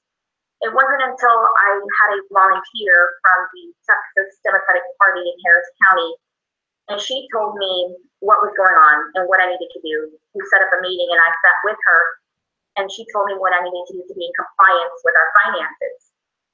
But I didn't get to file until I actually talked with the Senate building in DC, the person who answered the phone, and they told me all you have to do is go to the FEC website, fill out a form. And that was easy. That was easy. Why give me the runaround for weeks? Why do that? That's irresponsible. That's completely undemocratic for you to do that, to still, what is it, block me? I know there's another term that's a little bit more vulgar. I don't know how to say. Right. But to try to stop me in any way possible, once I announced that I was running, I got a lot of friend requests. I got a lot of people sent my way to help me. Right. Help. Absolutely. I had a campaign advisor or consultant drive from Corpus Christi all the way to Houston to meet with me for free. And then he said he had to see somebody else. And I found out later on that he was friends with Ted Cruz. And I thought, good God, this man, what the hell? I'm like, okay, so he's already threatened me, right? He sent someone for free to come and see me. And he told me, maybe we should just pray about it. Maybe, you don't need to run. Maybe you should just stay home. And I thought, no, I don't think I'm going to work with you anymore. And, I realized that, like, this guy is really, like, good friends with him. Because he said, oh, I've met him before. He's a really nice guy. I'm like, no, he's not a nice guy. Then I had another campaign manager sent my way. And he quit on me 2 days before the campaign announcement. So I said, okay, sabotage. Okay, gotta get some thick skin, right? Right. So then I had another campaign manager sent my way, and he belonged to a group that has already endorsed my opponents. So I thought, good God, what the hell? Right? So then I have friends pitching in to set up fundraisers, but at the last minute, they flake. So I'm wondering, like, who am I surrounding myself by? Like, I thought I knew these people. And I'm disappointed. I'm disappointed, but finding people to help you is very, very difficult. Getting them vetted is very difficult as well. So I'm thankful for Big Amp Media that reached out to me after they read the article of me getting rejected by Justice Democrats, because I was running in a huge state and they didn't want to use all their resources. Wow. So just figured, okay, Justice Democrats, well, I don't know what the hell you're doing. But then it really pissed me off when they had my opponent on TYT. That sent me for a different kind of crazy. And I contacted H.A. Goodman, and I went on his show to talk about why I was rejected by Justice Democrats. And it was because Texas was too big of a state, and they didn't want to use other resources, and they weren't interested in the race against Ted Cruz. So then why turn around and have my opponent, who is running in the same state, against Ted Cruz? It's because he has money. He's a party insider, and he's a super delegate for Hillary Clinton, and he's a millionaire already. He campaigned for the TPP. You know, he believes in Medicare for all, but he doesn't co-sponsor John Connery's bill, HR 676. So I'm wondering, why do you have him on your show? Why are you promoting him? Why don't you do your research on these people you're having on your show? So that's what set me off, and I got on with HA and talked about that campaign and talked about the setbacks. And here I am, I'm still running. I'm not easily deterred. There's many times people have told me, well, Sema, you shouldn't do that. Sema, you can't do that. Well, you know, I'm gonna show you. I'm going to show you what I can do, what I can withstand, and how I will overcome what you think will hold me back. Wow. Wow. I'll be honest. I didn't even know you went on H.A. Goodman's show. And I talked to H.A. like 5 times a week. And I had no idea you were on H.A.'s show. Shout out to H.A. for bringing you on. I didn't know about Justice Democrats and what they were doing. Wow. Well, look, I want to thank you for sharing your story here and letting my listeners, my viewers know the situation and what you're dealing with. You know, sometimes don't be intimidated. That's all I can say. Don't be intimidated. They told me I couldn't do this. They said I couldn't do this, and then CBS had me on TV, and then I end up, speaking at rallies, and then like all this stuff happened. But people, they told me, you can't do this, Tim. You're not this enough, that enough, whatever, right? I just kept going. So I wish for you the same, because you're doing it for a bigger purpose than yourself. So no matter what they say to you or what obstacles they put in your way, if your goal is to help the people, then you just got to keep going, sis. Yeah, all right, guys. I want to thank you so much, Sema, for coming on. Sema for Texas. Guys, go to Sema for Texas. What's that URL again, Sema? It's semafortexas.us. .us. Yes. US for us or for the United States. I mean, come on. Both of them. That's right. Yes. Absolutely. So, I love it. Let's keep it going. And on the platform, it's a long platform. It's very ambitious, but I believe in funding public education. I believe in a living wage, of course, universal health care. We got to make sure that our future is well educated by providing them college for all. That way they're not in debt, that they're able to get a job, they're able to get a home if they choose to, and they're able to live, survive, that they're able to thrive. Right. Enough of the suffering, enough of the constant living paycheck to paycheck. We need more, and that's something that Ted Cruz cannot understand, because he has that privileged life where he gets to make the rest of us miserable, suffer, and slowly die and transition into slavery. So this is now becoming corporate slavery with this tax bill that he passed. Absolutely. Look, guys, go to semafortexas.us. Find out more. And look, time is of the essence, because the due date is December 12th. So let's get this in the high gear, guys. Also, find her on Twitter, find her on Facebook as well. And look, I know a lot of people out there don't like Ted Cruz. We need to do more than that. Like him, we need to try to get him out of office. That's how you show politicians you don't like them. You know, if you don't like a show, you don't watch the show. But if you don't like a politician, you got to run somebody like Sema against them, guys. So thank you, Sema, for coming on once again, sis. I appreciate you. Thank you, Tim. I love you, and I watch the show all the time. So keep it going. You are doing great. And fuck them if they think it is mean to be here. Like, that's you. I love it. All right, now, y'all. I'll see you guys later. I'm going on Teodra's Ficre's podcast right after this, guys. So look for me, Real Tim Black, and I'll see you guys with today. Tomorrow is Freedom Friday. Remember, guys, you can call up to the show, get your 5 minutes of speaking truth to power to the masses. And we are out of here. All right, guys. Thank you, Sema. And not yet. We're still on live. We're still live, and we are gone. Ending now.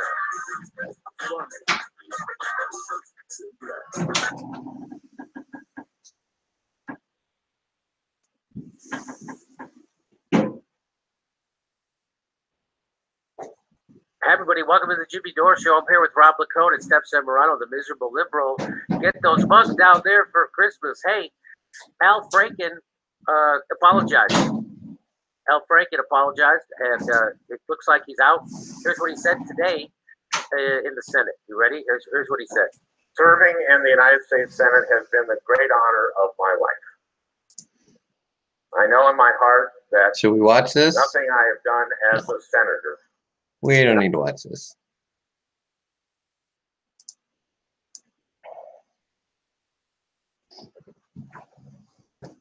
But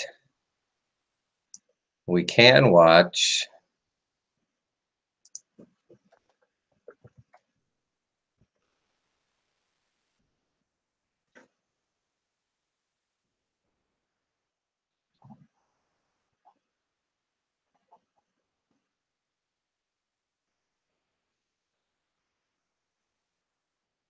let's watch this one was suggested.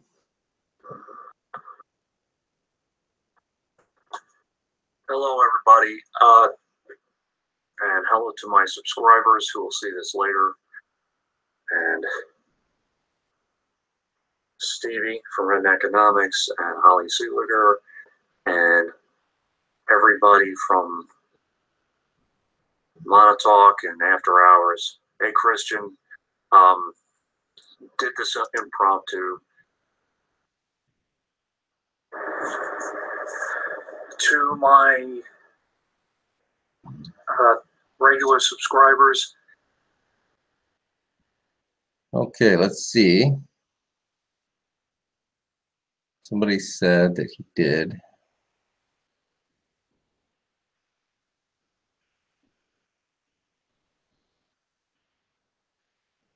Those are his thoughts on his upcoming, but I don't see that he did one.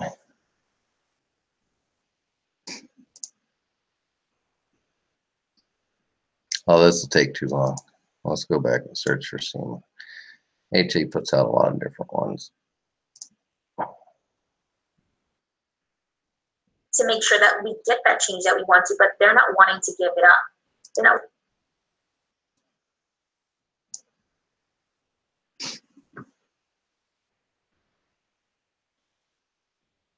Okay, if you're just now joining us, I'm going to go back.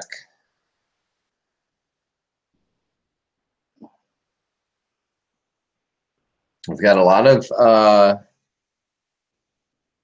of activity on Twitter. We need someone that should be Cruz.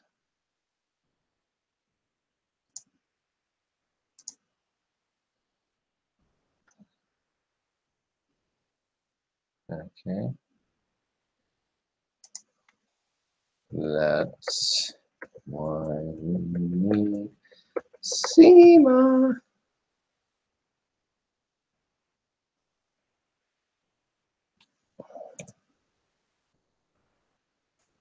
And see, if you want to help in sharing, let's turn this into a little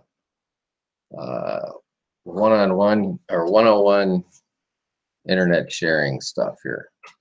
So I'm replying to this person because I'm not quite sure exactly what they mean.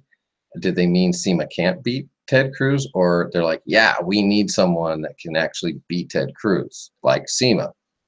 So because it's an ambiguous kind of statement, and I don't want to start a fight with somebody because I don't know what they meant, I can just say, that's why we need Sema for Texas, and then put the hashtag.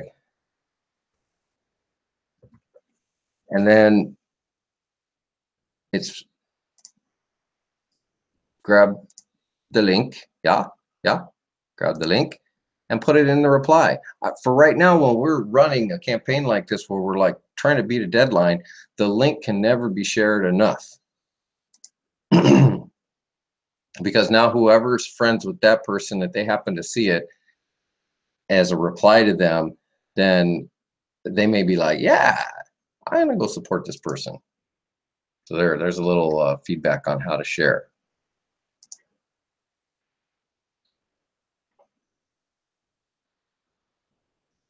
Squidert. I love that name. It's funny. So let me go back to sharing this. Okay, here's another thing you can do, right? It's football day. We got the Manchester Derby. You look at things that are trending. Fake elf facts. See, we can work with that one, right? We can work with that because we could, you know, Ted Cruz kind of looks like an elf.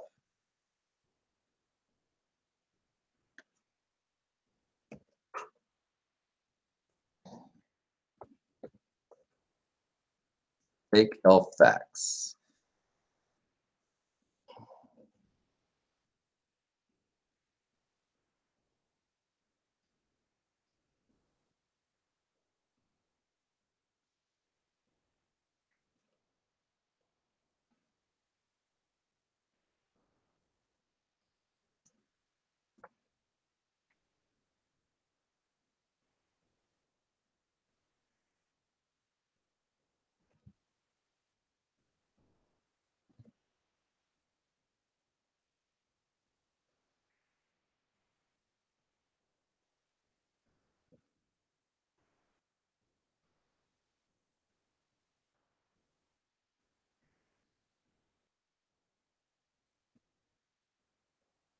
Sorry, I'm being quiet. I'm trying to think here.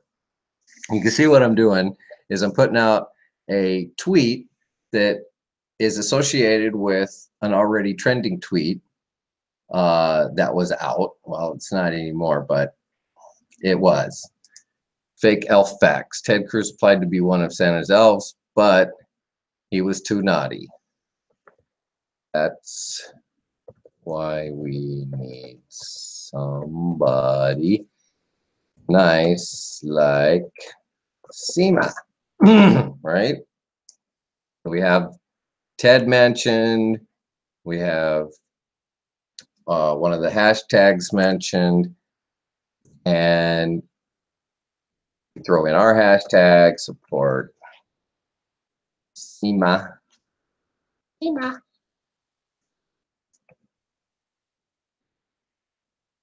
And then we put in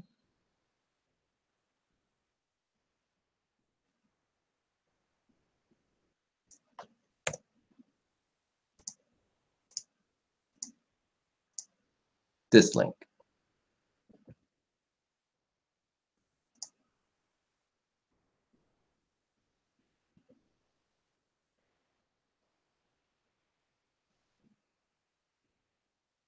You see? It's cheesy. Yeah, I know. I get it. That's not the point. We can be cheesy when people know it's all in fun. And you also notice that I didn't take a swipe at being too, like, mean. Just calling him naughty. Not a big deal. Now we can get a little meaner when we start looking at his policies, his, you know, the things he's pushed through, tried to push through. And also we can, you know, let Sema be the one, because she's the one running against him, to bring light to a lot of his idiocy. So let's go back to H.A. All right, Goodman. ladies and gentlemen, I have the great pleasure today of speaking to the most progressive candidate for in Texas for Senator going against Ted Cruz. In Texas, anywhere. And before I speak to Sema Hernandez, who's a brilliant woman, and I'm just very honored to speak with her. So if you're just now joining us, this is Johnny Akzam. I'm running a Webathon for Sema Hernandez. We haven't checked our latest here. What's our latest tally? Oh, sweetness. It's gone up.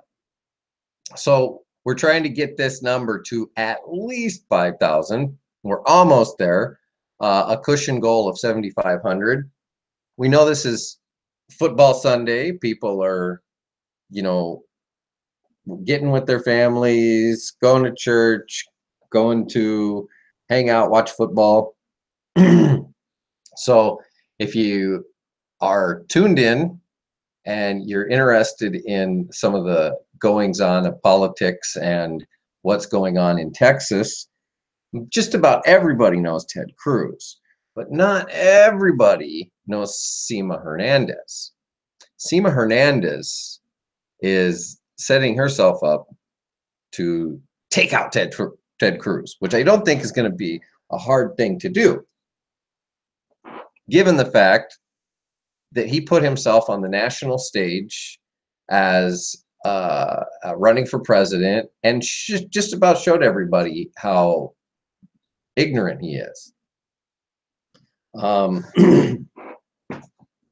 Anyway, so Sema Hernandez is from Texas, obviously, and has a story about how she got wrapped up in this political scene. It's on the Real Tim Black show, and right now I'm just going to share some video from her interview with H.A. Goodman. What we're trying to do is we're trying to share this. Get this link out. Go on Twitter, go on Facebook, share with your network, share with your friends. Every little bit helps. $5 here, $2 there. If you can give more, that's great. But we're only about $1,500 away from the primary financial goal. And there's no reason we can't reach that within the next 12 hours. She needs to be in Austin, Texas tomorrow by noon with a check for $5,000 to be on the ballot. And I'll tell you, there's nobody else that I want to see run against Ted Cruz. And you're going to feel the same way once you get to know Sema. Whether you live in Texas or not, we all know the importance of this seat and how wonderful it would be to get Ted Cruz out of there. And I think Sema can rally the people, the Hispanics, the Latinx, she's got all the experience of a working woman. I don't think Ted Cruz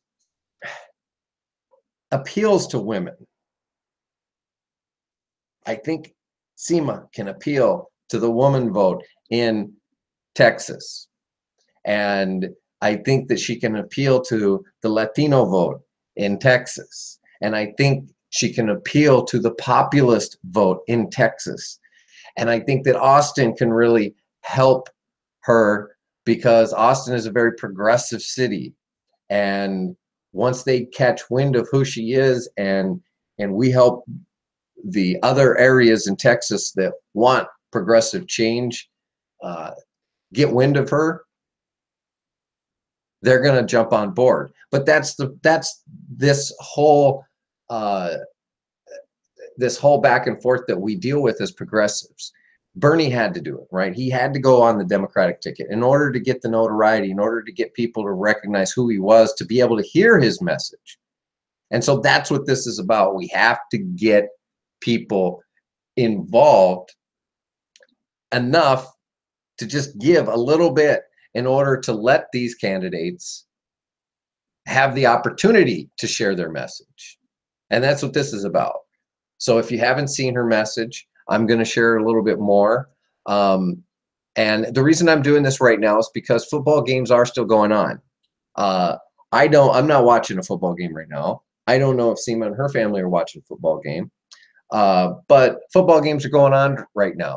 So this Webathon isn't going to have as much interaction as it would if we had, you know, just a afternoon in the middle of the week or something. So probably around 3:30 Central Time or so, it should start picking up. That's when the afternoon games start.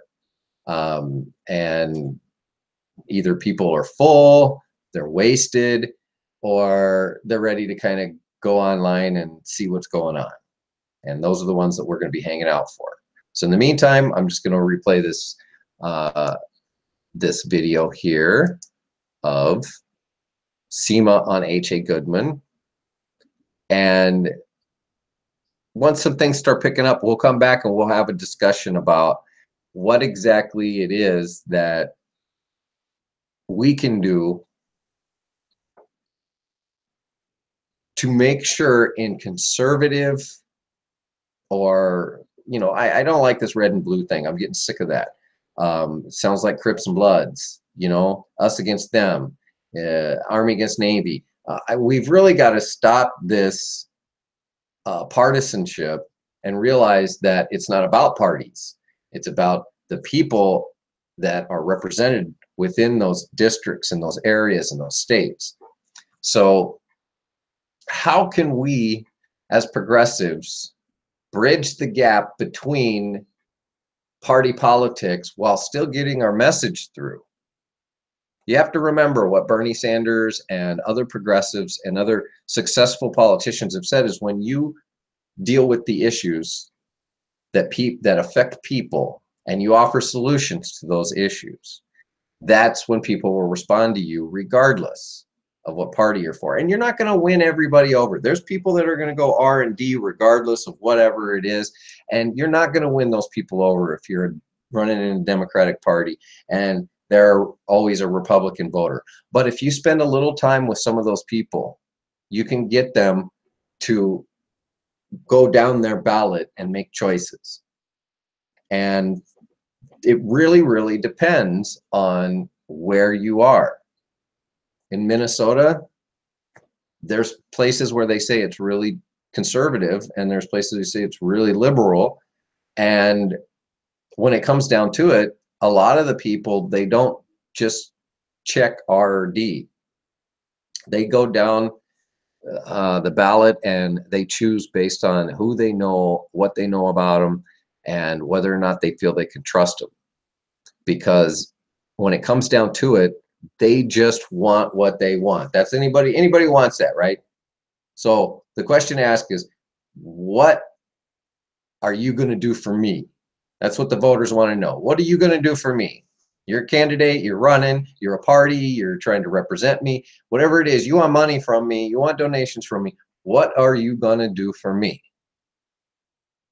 And when we talk about senators and U.S. Congress people, where they come from is only a part of their responsibility and representation, because the bills they pass, of course, are for the entire country. So while it's a responsibility of us to take our constituency voices up to Washington and to let those voices be heard, it's also our responsibility to bring the rest of the voices back to our constituency and say, okay, now that we're in the middle of discussing this, and you know, with technology, that can be done a lot of different ways nowadays, right? Like I can be in Washington and I can run a hangout and talk about a topic like healthcare as we're in the middle of discussing the bill, and get feedback from my precincts and constituency based on the feedback I'm getting from other members of Congress and their areas. I can tell them, I say, you know, in Minnesota, we have things done in a more progressive manner. They're a little bit different. In Texas, they're so much different. What SEMA is going to be able to do in relation to her constituency is different than what I'm going to have to do. What, you know, maybe her constituency isn't as sold on Medicare for all as mine is, for instance, and in California, where David is, for instance. But in Texas, she might have to work a little bit harder. So she's going to need the help of her allies and colleagues in the Senate and even House to help carry the message to her district about why this is the better plan. Not why the Democrats' plan is better, not why Democrats are better than Republicans, but why the plan before us is better than what we've already got. That's what this is all about. And when you can break it down for the people and you can show them, Bernie Sanders proved this. He went after this election and he was on this tour. You know, he went and talked to a Tennessee fella, coal miner, and had him convinced, not had him convinced, but the guy was already convinced that Medicare for all is a better solution, and that coal mining jobs don't necessarily have to be the saving grace for a family in the coal mining district, because there's other means to do that. There's renewable energy and other things we can invest in, infrastructure rebuilding, things like that. So anyway, we've got to be thinking of ways that we can work together on a national level, even if you're supporting a local candidate, because all politics is local. But the problems that we're facing on our local levels have a lot to do with what's going on in the federal level, and vice versa. We need to be vigilant on all fronts. We can't just stay hyper-focused on one aspect of the movement. Well, at least candidates and future leaders can't. Current leaders can't. We have to understand in every district, in every area, what dynamic we're up against, because there are moneyed, greedy interests that want to thwart all of our efforts toward social reform. And until we can overcome those, we have to keep vigilant about who they are and how to beat them.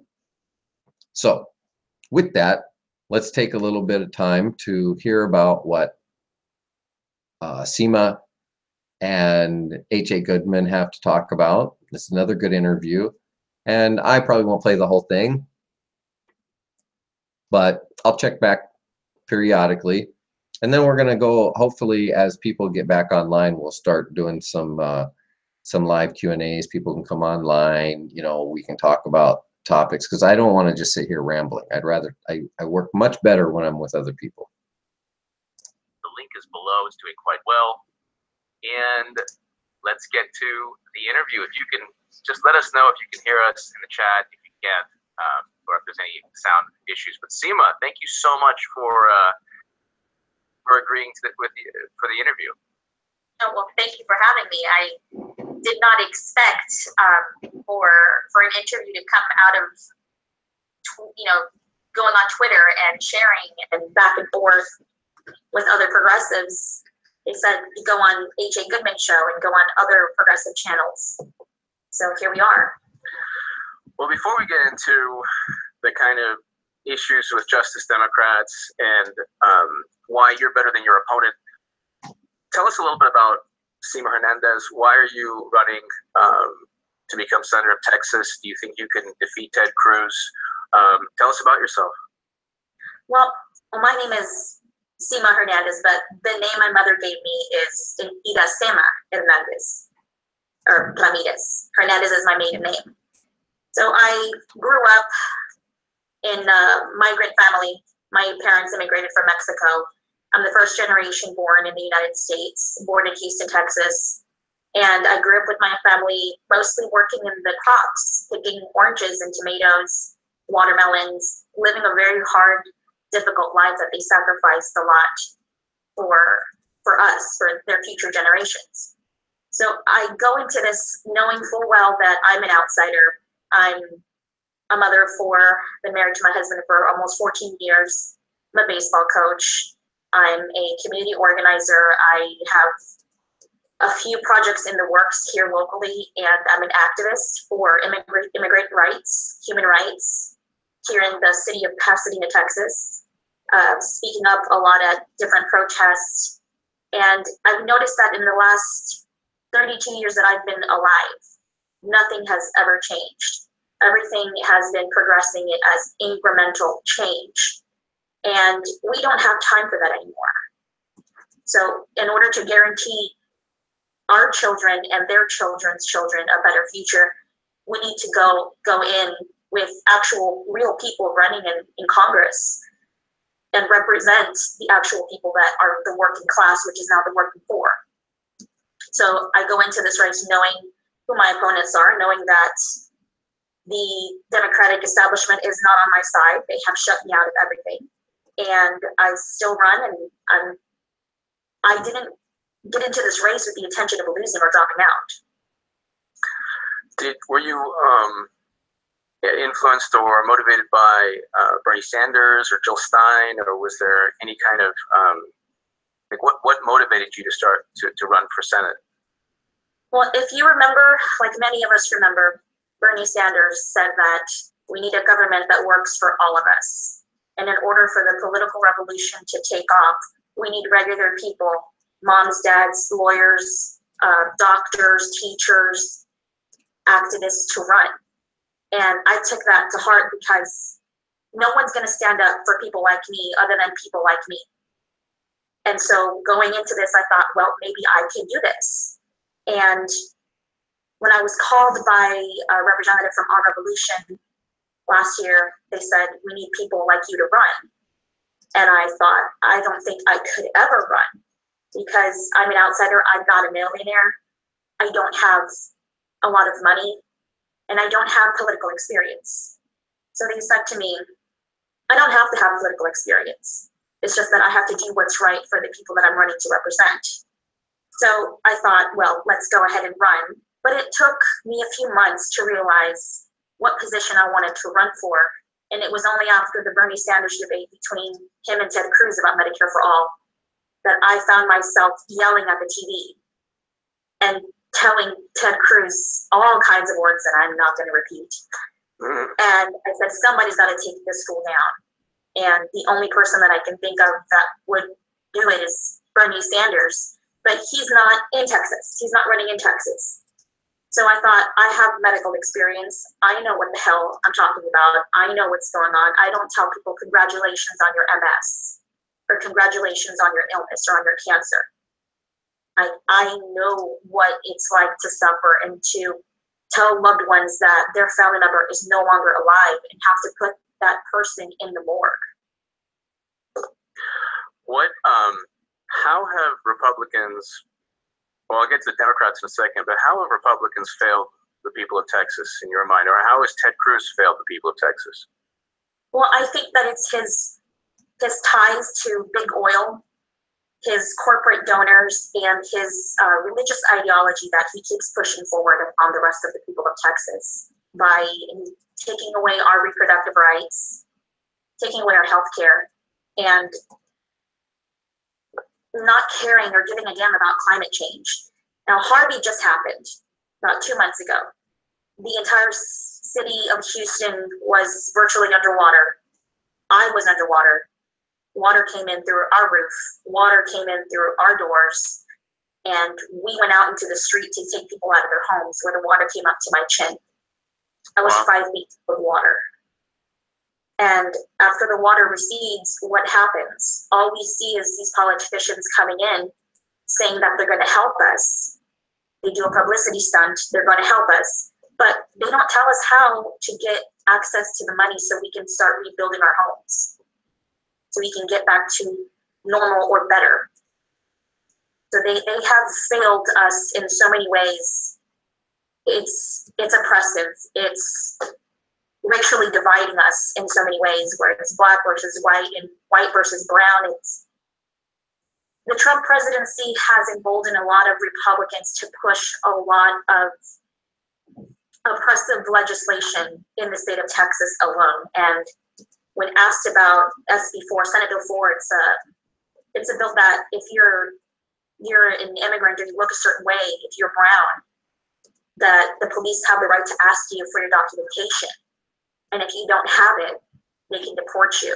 They can put you in an ICE holding cell, and you have to have proof of your residency or citizenship or some kind of paperwork where it states that you are here legally. And if not, then you get deported. And Ted Cruz said nothing about it. He said that's the law. What happened to, so are you still, was your house flooded, and are you still rebuilding everything right now? we're still rebuilding. Some of our walls had to come down. We had water coming through our roof. We're still struggling with the insurance claims.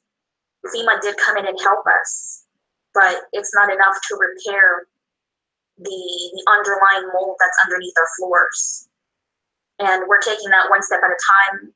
A lot of people lost their entire homes, so I consider myself lucky because I didn't get as much water as other people did.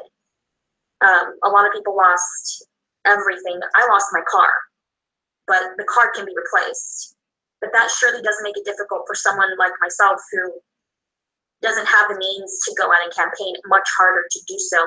And I also don't want to burden people in the city of Houston, Corpus Christi, Rockport, to ask them to donate to me when I know themselves they're rebuilding just like I am.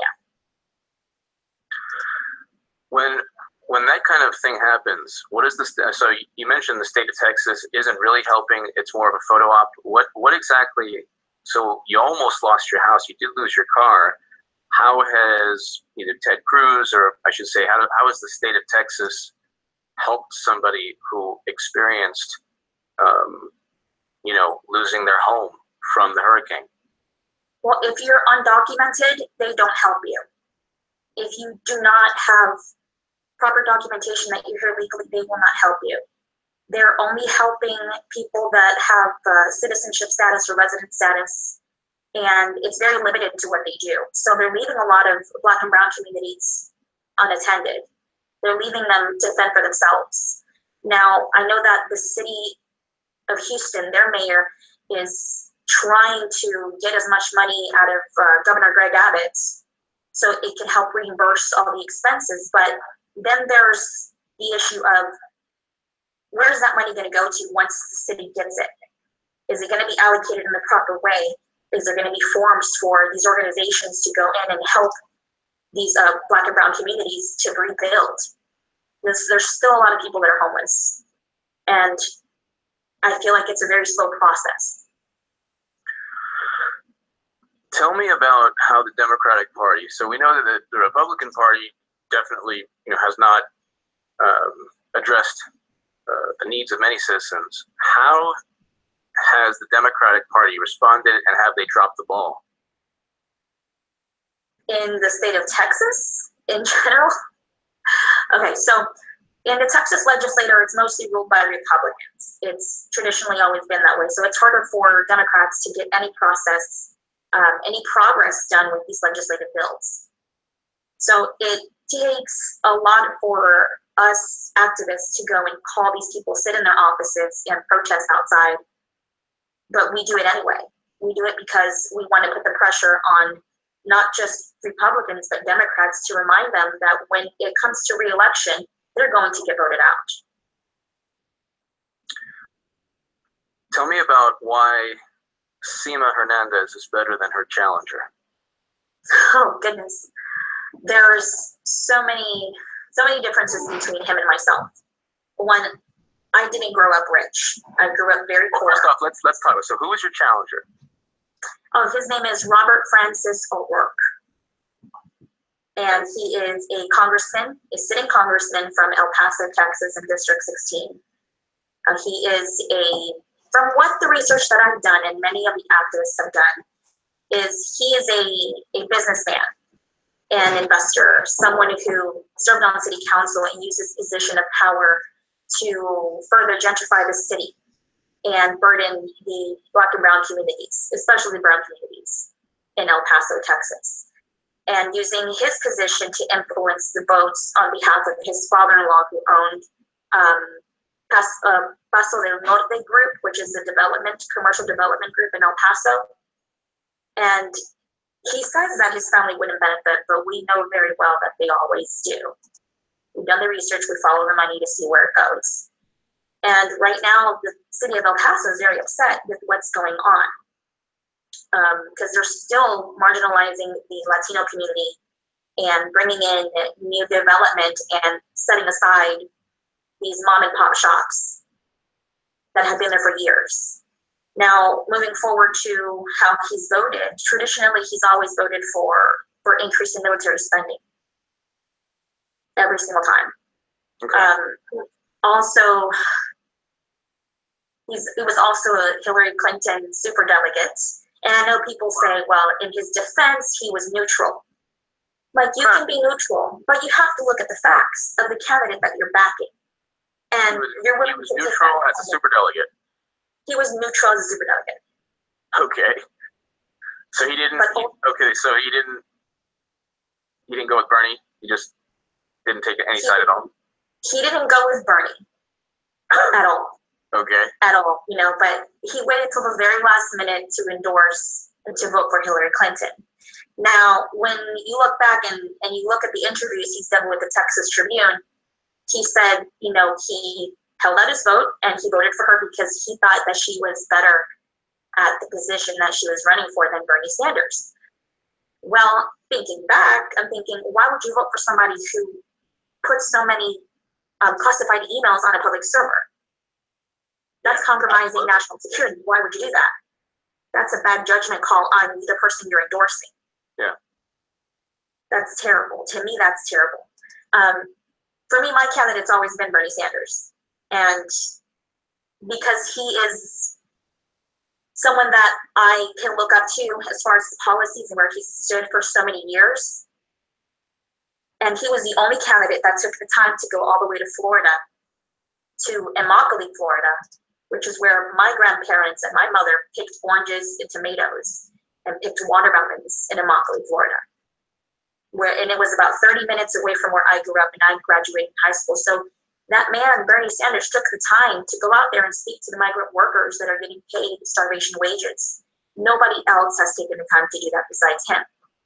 So I thought that's the person I'm going to vote for because he took the time that nobody else did to stand up for their rights. You tweeted out, I passed the vetting process. Justice Dems rejected me because Texas U.S. Senate race is impossible to win. I doubt they will endorse me. Now, so his nickname is Beto, right? Beto O'Rourke? Yeah, that's his nickname, supposedly. And so this gentleman, has he been endorsed by Justice Democrats yet, or has that happened?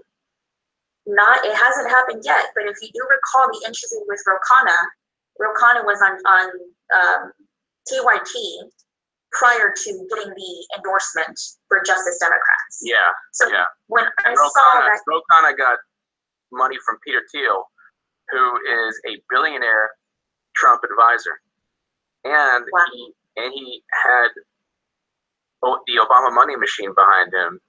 But he says a lot of the right things, so Justice Democrats like him. But he's actually, Ro Khanna's in the WikiLeaks emails. I did a whole bunch of segments on that. But I saw that. Is Mr. O'Rourke similar in terms of the big money? When it comes to big money, in the past races that he's run for election and re-election, he's always accepted corporate donations, especially for for-profit healthcare. And that explains a lot of why he's hesitant to sign HR 676 Medicare for All. So Justice Democrats might endorse a candidate who doesn't want Medicare for all? Yes, that's exactly right. But he said if he was senator, he would vote for Bernie Sanders' bill.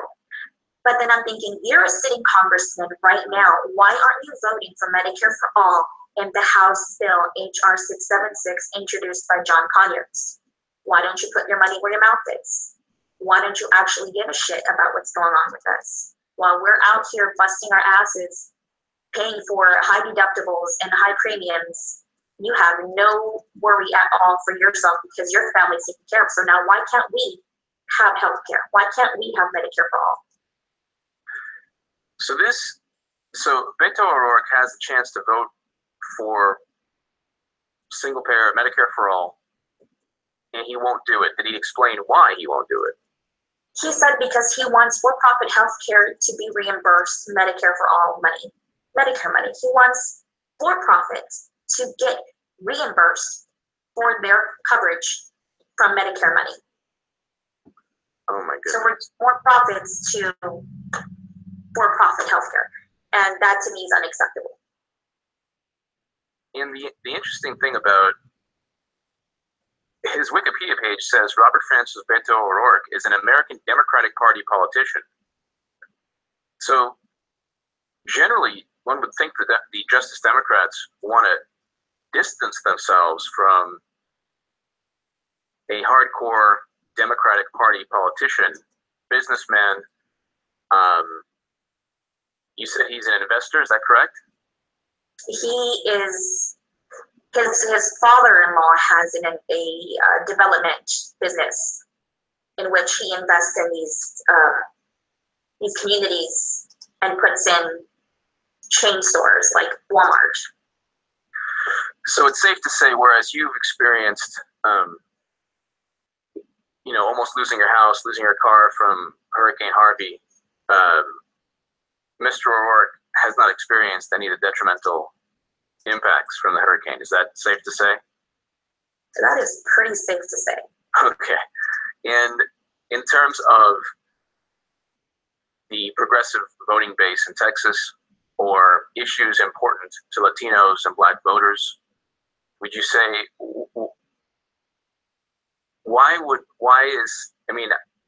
I can tell you the reasons right now just based on everything you've told me, but if people were to ask, why is Sema Hernandez better for Latino voters, for Black voters, for Democratic voters, for progressive voters, for all people, white, Black, Asian, it really doesn't matter.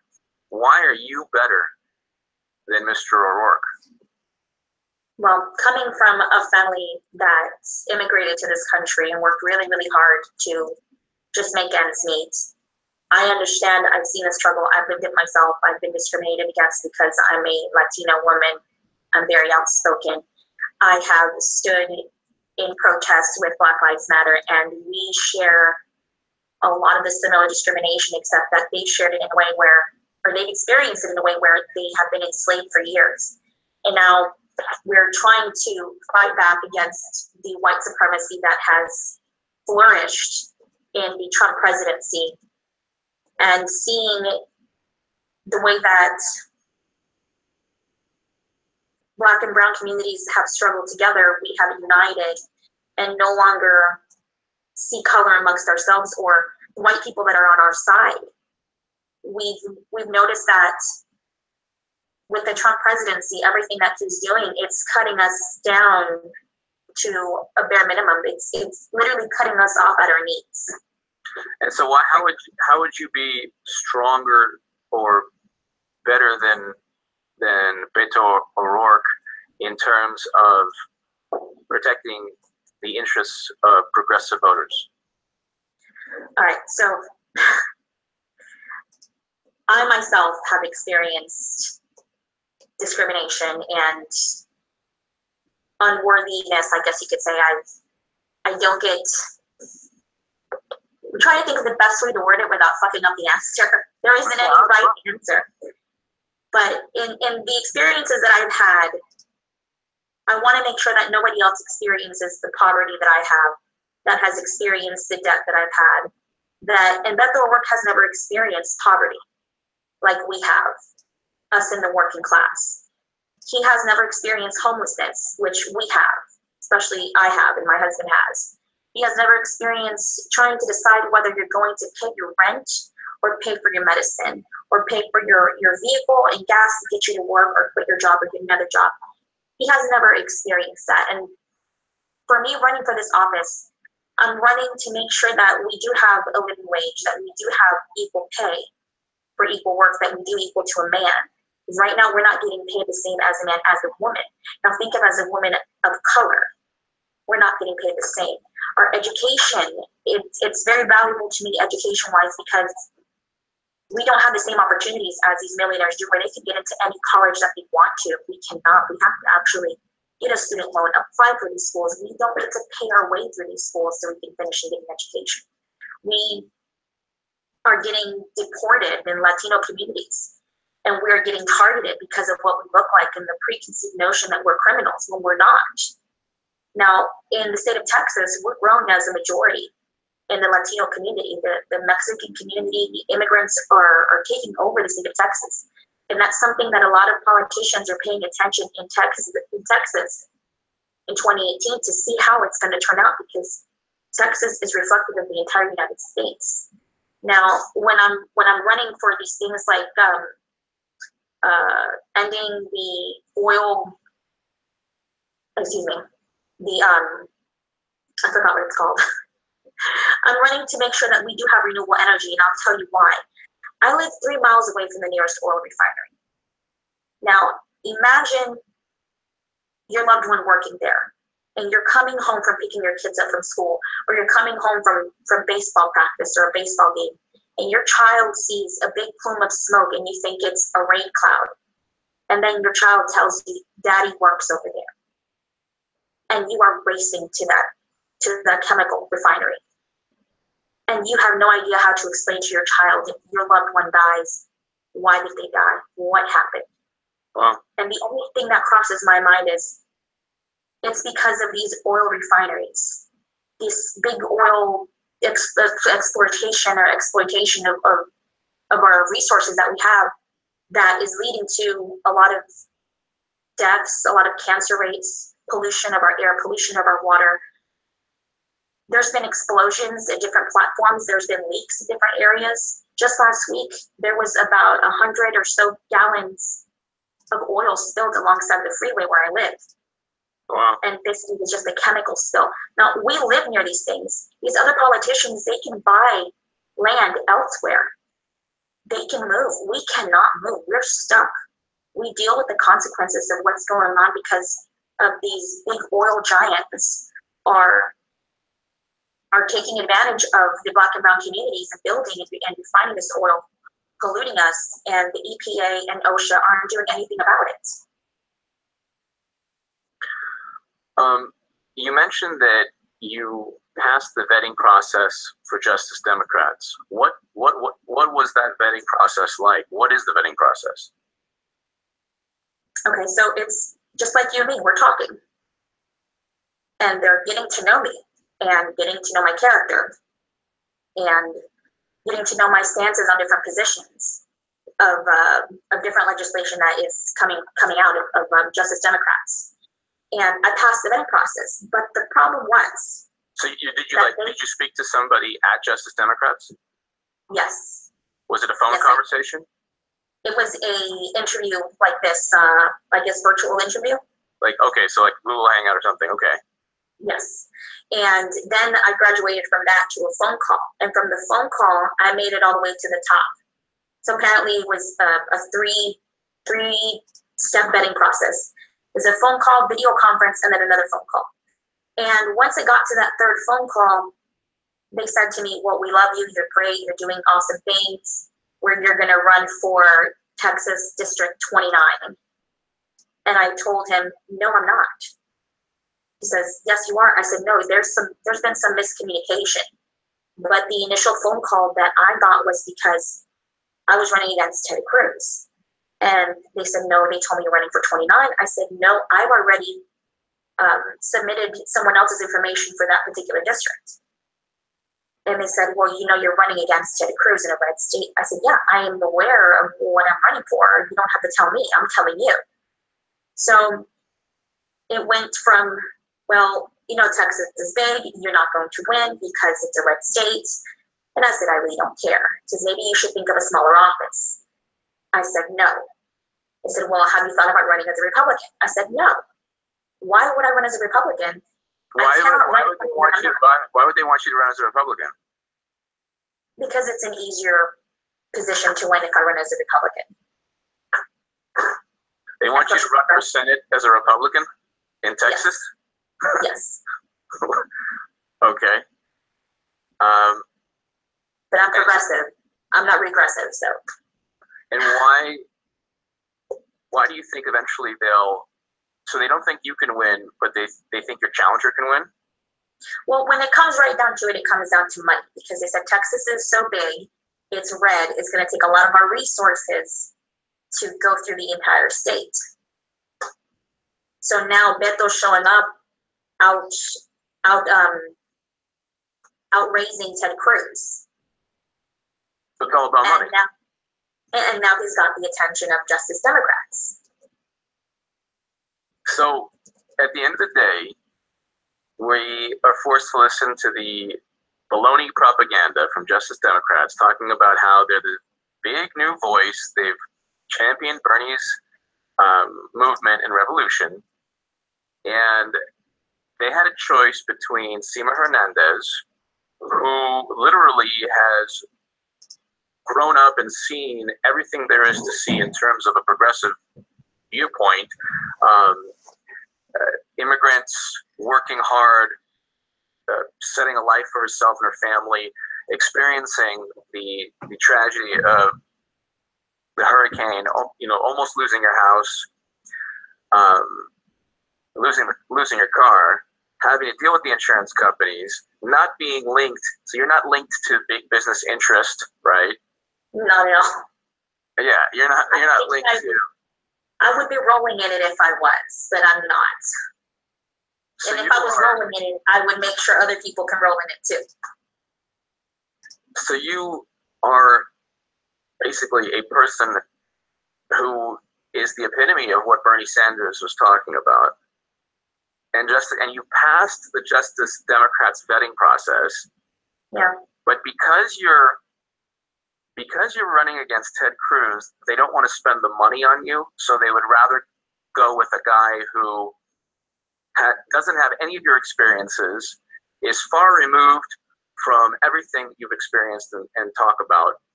But because he can raise a lot more money, they're going to endorse him and not you. It looks that way. Wow. Yes. Unbelievable. So when Justice Democrats told me no, I said, that's fine. I'm just letting you know that I'm going to run with or without you. And they said, well, we're going to keep tabs on you to see how you do.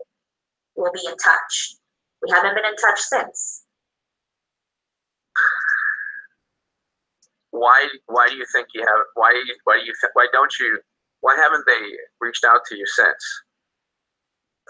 I honestly don't know exactly, but I can maybe more or less say that they're changing the way that they're running Justice Democrats, and now they're looking to see who's going to bring in the money to help on every single race.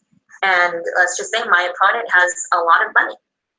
Not only does he come from money, but he's spending other people's money to run. What other people's money is Mr. O'Rourke spending? The grassroots money that's been raised by people that people think that their work is going to represent them. So progressive voters in Texas who have experienced everything that Sema Hernandez has experienced, who have the same value system you do, and who live the daily life that you do, are voting for somebody simply because Justice Democrat says this guy is progressive, when he has basically not lived the life you've lived, won't even vote for single payer, and is tied to big business interests. Is that correct? That's correct. And he has not fully supported the People's Platform. Actually, I can say for sure that he has not supported the People's Platform. Why doesn't he? What about the People's Platform does he not support? Everything from single payer to keeping it in the ground, from no fracking. So everything that you can imagine that is progressive, he won't even ban fracking? He won't even ban fracking. Ay. So he won't ban fracking. He won't endorse single payer. He won't ban fracking. And then Justice Democrats endorses him, or will endorse him. Well, it looks like they're going to endorse him. I'm waiting for the other shoe to drop. That's what I'm looking at. After watching that video from TYT, I'm waiting for the other shoe to drop. And the only thing that Justice Democrats have said, you don't have to agree with us on everything that's on our platform, but the only thing you have to agree is that you're not going to take super PAC money. Yeah, they get away with that by very, very wealthy individual donors. People apparently with a network of money, which is funny also because Ro Khanna did have a super PAC at one point. So he did. But I guess it's, from now on, you can't accept super PACs. So Beto O'Rourke doesn't have a super PAC, but he's pretty wealthy. He's very wealthy. He's made a very big name for himself. He was born actually into a political family. His grandfather was a judge, and I think his father also ran for office and switched twice from Democrat to Republican and back to Democrat again. And he's running against Ted Cruz. And he's running against Ted Cruz. And the chances of him winning are the chances of me becoming an NFL starting quarterback. I'm sure you can play football, but not as well as an NFL quarterback. Now, I will tell you this. When I decided to run, I made the call to the Texas Democratic Party. I actually made a phone call to the DNC first. And I asked them, what are we going to do about Ted Cruz? They said, we don't know, you have to call the Texas Democratic Party, and I did. I asked them, who are you running against, Ted Cruz? They said, we really don't know. It's between O'Rourke and Joaquin Castro. And I said, well, I don't know who they are. I said, in all due respect, I don't care. Well, and Joaquin Castro is basically like Hillary Clinton or Debbie Wasserman Schultz. A lot of people defend him, and I'm like, no, he's not progressive. He looks progressive. He says the right things. But when you look to see where he stands on a lot of the issues, he's a centrist. He's another centrist. That's how he is. And I told the Texas Democratic Party, while Beto and Joaquin decide who's going to run, I'm calling to let you know that I'm running. I just need you to tell me where I have to file the paperwork. They said, well, we don't know. And they gave me the runaround. And I had to call to the Texas Secretary of State and ask them, I want to run for office. Where do I sign? Where do I fill out paperwork? What do I have to do? I was on hold, on the phone for hours, day in and day out, over and over again for 2 weeks. Oh my God. Back and forth. So I finally said, you know what? They really didn't want you to run, Sema. They really didn't want me to find out how to do it. They figured, she's ignorant, she's a Latina, she's this, she's that. And I'm like, y'all have no idea who I am. I'm very persistent. I am very blunt about the things that I say I'm going to do, and I'm going to do them. I am relentless on a lot of the issues, and a lot of people get sick and tired of me because I never stop. And they say, well, she just never quits. And I'm like, I ain't never gonna quit. So I called the Senate building in Washington, D.C. I told them, I need some information. Can you please tell me how I can run for office for U.S. Senate in Texas? They said, no problem. They gave me the links. They told me where to file. In 20 minutes, they showed me, they told me, they said there's YouTube videos on how to file as well. So and it never whereas everybody was stonewalling, and who eventually told you? It was someone that answered the phone at the Senate Capitol building. Oh my God. So that's how I got through, and I filed. And I said, well, after I filed, what do I do? They said, you can go and raise money. I said, hot damn, how the hell do I do that? So, being that I've never ran before, this is my first time running for office. So how can people right now watching, and hopefully you share this video, I'd be honored if you did, but how do people help Sema Hernandez run for Senate? I have a website. It's semafortexas.us, and I'm also on Facebook, Instagram, and Twitter at Sema for Texas. And you can also find me on CrowdPack. And if you could do me the favor of endorsing, that would be great. Are there any, and I'll definitely get back to the issue of why you're better than Mr. O'Rourke, but are there any politicians, perhaps local, that have, that you know, or that have perhaps endorsed you, or that might endorse you? Current politicians sitting in office? Or past, current, Anyone with ties to the Democratic establishment have literally turned their backs on me. Wow. So from our local Democratic office She knows I'm running. I asked her for help to fill out paperwork way before I called the DNC, and she said she'd help me, and then she dropped me as soon as she found out that there was running. And so every one of his events, and then she started pushing his events, just like the Harris County Democratic Party has ignored me, and the entire state of Texas has ignored me. So the Democratic Party really is, they just stick to their own, and they don't want any progressive to kind of mess things up for them. And that's very unfortunate, because the way that you bring about change within the Democratic Party and the way that you want to win these offices and get progressive policies in place is by letting the generation that's coming, these millennials, I'm on the late millennial spectrum, but millennials to start taking over these positions. Because there comes a time where you have to let us to make sure that we get that change that we want to, but they're not wanting to give it up. They're not wanting to give up that power. We have so many people, so many activists, so many Bernie-crats, Greens, that are getting involved in the political process, but we're being shut out. And you see it just like last week with the Rules Committee from DNC. Yeah, that's insane. Go on, I'm sorry. But they're purging every single progressive person out of there. And I'm just appalled because I've seen how the local Democratic Party works. And I thought, well, the real grassroots is here locally. That's the real grassroots of the party. But if it's in such disarray at the grassroots level, I can only imagine how it's happening at the top level of the Democratic Party.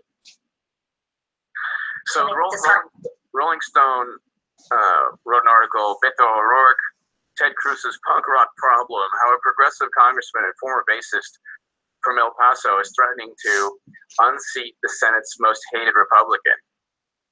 Number one, there's no chance O'Rourke wins in Texas, right? I do not believe that he will win at all. So there's pretty much no chance that a progressive, and if it's here, this punk rock bassist, whatever, I mean, it's Rolling Stone, so is going to beat Ted Cruz. If there's no chance that he's going to win, and they're trying to say, oh, well, Sema, there's no chance you'll win, then why don't they just go, because they know that they're not going to win with O'Rourke, why don't they rally around you, Sema Hernandez, who is the epitome of progressive values, or you're the epitome of a progressive candidate, and you would represent the voting base of people who want, the policies that you advocate. Why? You're a Latina who is running for Senate in Texas. You obviously have experienced things that this gentleman has not, in terms of the immigrant experience and in terms of just the ravages of the consequences of Hurricane Harvey, just like a normal citizen who've experienced, the hurricane, who's experienced the hurricane. Why don't they rally around somebody like you? Why are they putting so much money behind this guy who they know is going to lose? Well, when it comes right down to it, and you get through all the BS, it's just maintaining their status quo, maintaining their status. They don't care if they lose. They just want to make sure that they keep regular people out of the political process, because that does destroy their financial benefits. And how do they benefit? How do you think Justice Democrats benefits from endorsing a man with ties to a great deal of money? So they get out of it by this vapid, childish, well, it's not a super PAC, but a billionaire can donate to a billionaire Republican can donate to one of their candidates, and it's okay. How do they get out of people saying, hey, this is a bunch of nonsense? Wealthy people or a wealthy family has donated to Beto O'Rourke's campaign, whereas Sema Hernandez is actually grassroots trying to raise money. How do they get out of people not realizing the truth, what's going on? Well, I don't know how they get away with it, but I will tell you that there's a lot of Justice Democrats candidates that have been endorsed by Justice Democrats and I know them. I march with them. I communicate with them on it, if not daily basis, but every now and then I do communicate with them. Now, they are real progressives, but when it comes to somebody with Democratic ties, corporate ties, with corporate donors, who's coming in to unseat someone like Ted Cruz, it raises some eyebrows, because then what are you really trying to replace? If you're backing another corporate Democrat who is not even endorsing healthcare, Medicare for all, who's not endorsing Tulsi Gabbard's bill to stop arming terrorists, who keeps voting for wars, for increase of the military budget. How do you get away with that? It's making sure that they are aware of what's going on, making sure that the voters are aware that this is what's going on. The people who are watching TYT, be careful of who they're pushing upon you, because once they push another corporate Democrat upon you, then everything falls apart. It's a lie. But I will campaign, and I will lift, another candidate who is a progressive Justice Democrat. I just don't know if I could fully give my thumbs up to Justice Democrats after they endorse someone like O'Rourke. I had my doubts when it came to Rouhana, because I did some research on him, and again, he had ties to corporate donors in Silicon Valley, and a lot of funding to Hillary Clinton and her campaign, and then the WikiLeaks emails. So that did raise some eyebrows. But then you see him speaking up against someone like Dianne Feinstein, but he fails to speak up when it comes to Nancy Pelosi. So if you're going to be progressive on anything. Don't fake it. Actually do it. I don't think that TYT can actually explain why they would endorse O'Rourke if he does not represent the values of a progressive. Well, Cenk, look, my views on TYT have been pretty well known. There are some people like Jimmy Dore that I love, I think is great, but I think Cenk Uygur is the biggest phony in politics. And I think the TYT brand is just there as a subsidiary of CNN to get people who have been hurt by Bernie Sanders being cheated, to kind of rally them back into the fold, back into the Democratic Party, to vote for eventually any Democrat, it doesn't matter who, which is what TYT did with Clinton. They pretended not to. Cenk Uygur said, I might not vote for Clinton. He was always going to vote for Clinton. Then he signs like a $20 million deal. And I think Justice Democrats is also a kind of somewhat of a money laundering, maybe not officially. I wouldn't say it's technically a money laundering scheme, but I think that what they do is they benefit financially, or at least they benefit in terms of their brand by having a person like O'Rourke, and unfortunately not a true, real progressive like you, Sema Hernandez. I just think that if you have any organization that prides itself on furthering Bernie Sanders' revolution, what is more revolutionary than having a person like Sema Hernandez? And what's more groundbreaking than a person like you who will push for single payer, whereas O'Rourke is not going to? I still can't wrap my head around he won't back Medicare for all. He won't do it. And I stopped watching Cenk Uygur or Yogurt, whatever you want to call him. I stopped watching him the moment he said that he voted for Hillary Clinton. And he started blaming Trump supporters for Trump presidency. And I have friends who voted for Trump. I do. So do I. I have friends who voted for Hillary. I have friends who voted for Jill Stein just like you and I did. I have friends who voted for the other guy who cannot seem to point out where Syria or Libya is. Yeah, the libertarian, yeah. I forgot what his name was. Yes, a libertarian. And, my point of view is you voted, but also know who you voted for. Now, did we learn anything?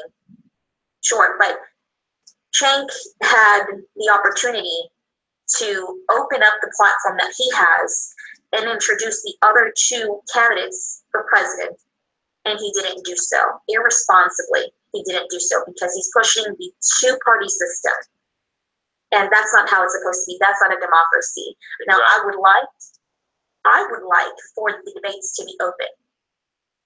To have a true democracy, open up the debate. Open them up.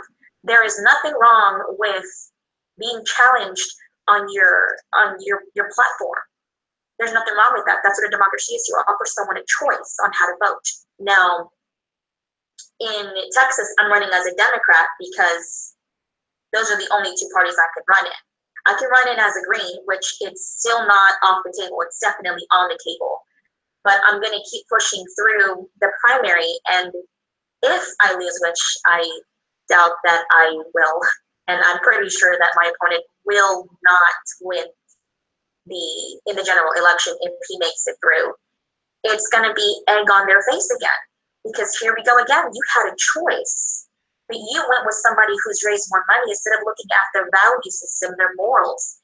You didn't research very well how he's done business or voted in the past. So he fooled you once as council member. He fooled you again as House of Representative. Now you're telling me he's on our side, but he fails to vote for Medicare for all. You're twisting Ted Cruz's arm every single day to vote our way, and you know he's not on our side. So now you're going to be twisting someone else's arm who supposedly is on our side to vote for these things. I mean, come on. I'm not going to spend all this time twisting someone's arm who says that they're on my side when they're not. Well, it's been a real pleasure speaking with you. And please let everybody know again how they can donate to your campaign. And if, let's say, they just can't really donate any money, how else can they help you? Well, they can help by sharing. They can help by phone banking. They can sign up on semafortexas.us. There is a volunteer form where they can do phone banking and do social media. They can do block walking in the area if they're nearby. They can be someone who is on the ground organizing locally in the state of Texas. They can contact me. They can email me. You know, we can stay in touch. I'm very accessible. I don't have a team of people surrounding me. How many Latino organizations in Texas helped you, or have you reached out to any that perhaps might not be purely political? So far that I've reached out for endorsements or for help, I haven't reached out to any of them.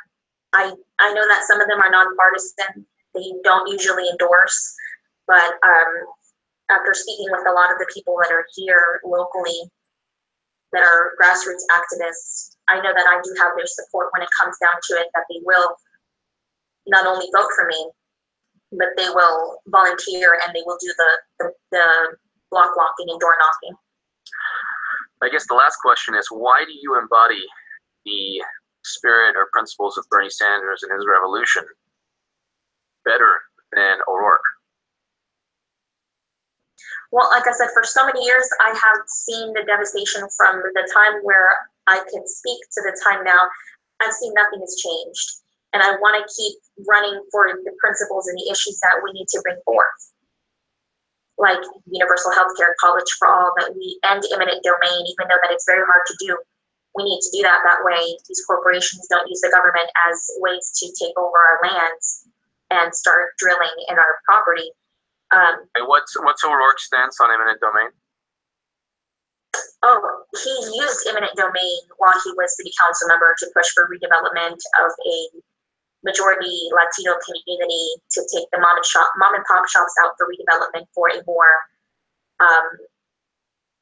up and coming neighborhood. Gentrification is what he did in the city of El Paso. So now he wants to use eminent domain and end it so Trump doesn't build a border wall. And I'm like, well, that's great. You've changed it now to benefit your election. But you had no problem tearing down, someone's business that they've had for over 20 years. And how many Latino citizens were forced to move because of the business venture pushed by O'Rourke? Well, it was about, I want to say, more than 30 acres. Wow. So it was many businesses that were in an area called El Segundo Barrio, which is the second barrio in El Paso.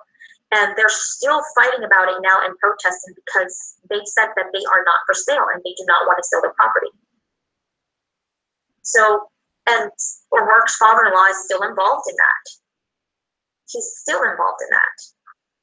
He has never experienced being targeted or going to jail or being prosecuted and getting sentenced behind bars for years. He hasn't, because he's gotten away with a lot of things. He hasn't been prosecuted for the time where he was drunk driving, and they. Who is this? O'Rourke or somebody else? O'Rourke. So O'Rourke He was caught drunk driving, but it was no biggie. Yeah, no biggie. Well, if there would have been someone like myself, it would have been someone, black or brown, they would have been pulled over and shot at. Anyone caught drunk driving, that's it. You have to go to court, and it's you take you lose a lot. Yeah. So he was actually caught drunk driving. Yes, it was a few years ago during the election. Is this documented? It's documented. It's in one of the articles that I linked up, and it shows that he was arrested, but they didn't prosecute him at all. So he has no idea what it's like, or the fear that we have, because we don't have that get out of jail free card like he does. He doesn't understand. Did he even spend any time in jail after being like the day or the night that he was caught drunk driving? Did they send him like for a couple hours in jail as they were processing information, or no? The article didn't say that. Okay. All it said is that he wasn't prosecuted. Wow. So here's a guy who is against single payer, has a drunk driving incident, and he's tied to a lot of money. In terms of eminent domain, he is linked to Latino citizens and their businesses being kicked out of 38 acres, you said? Yeah. Wow. And he also wasn't prosecuted for a college prank of breaking and entering someone's home. Oh my God. So wait, he was caught also for breaking and entering? Yes, and he said it was a prank. Is this documented as well? It's also documented in one of the articles that I linked up. So nobody can say that, on H.A. Goodman's channel, Sema Hernandez was making things up. This is all, like, you can find. Documented. Wow. You can find it online looking up Beto O'Rourke, and you will see a few articles, his arrest record. You will see his political history of his family ties. You will see the eminent domain arguments whenever he was city council member, and the accusations of him. So he's been technically arrested twice. Was he arrested for the breaking and entering? He was, and then he was let go. So he was arrested but again, twice that we know. Yes. And if it would have been someone of black or brown color, they wouldn't have done that to him. They would have put him in jail, shot him, said they were afraid for their life, and they would have shot him.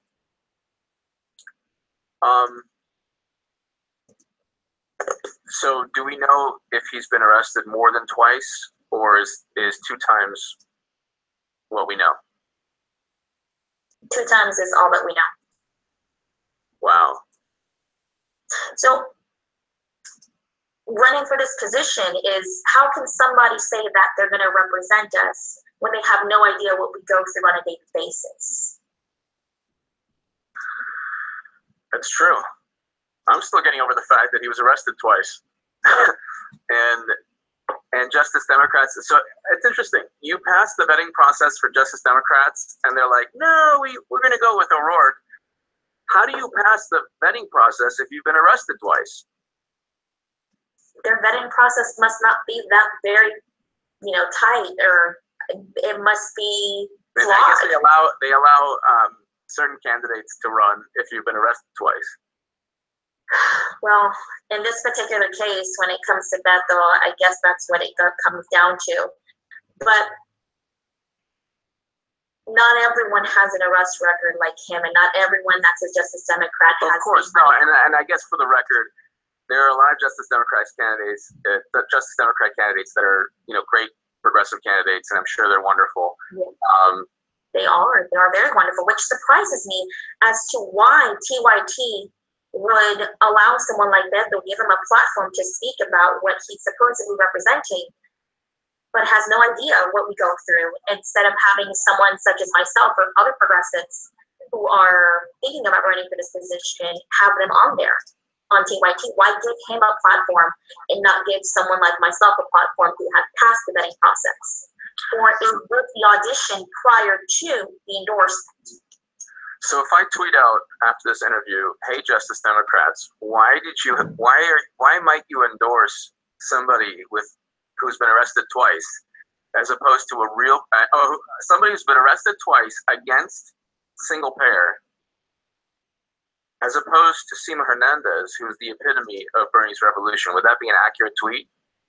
That would be a very accurate tweet. And if you'd like, I will send you the links later via Twitter. Well, just tweet them out. Tweet out the links. I tweeted them out about maybe sometime around maybe 10 o'clock in the morning. I tweeted it out. Oh yeah, I'll check it. You just retweet them and I'll check, and so okay, I'm gonna go ahead and tweet that out, what I just said. After this interview. And Sema, I really hope that not only you win, but I hope that the people who are watching right now, I hope that they do everything possible to ensure that Sema Hernandez and her run for Senate in Texas, I mean, you need a Rolling Stone article. You need TYT to speak with you, even though I don't like the TYT brand, but you need all of that support.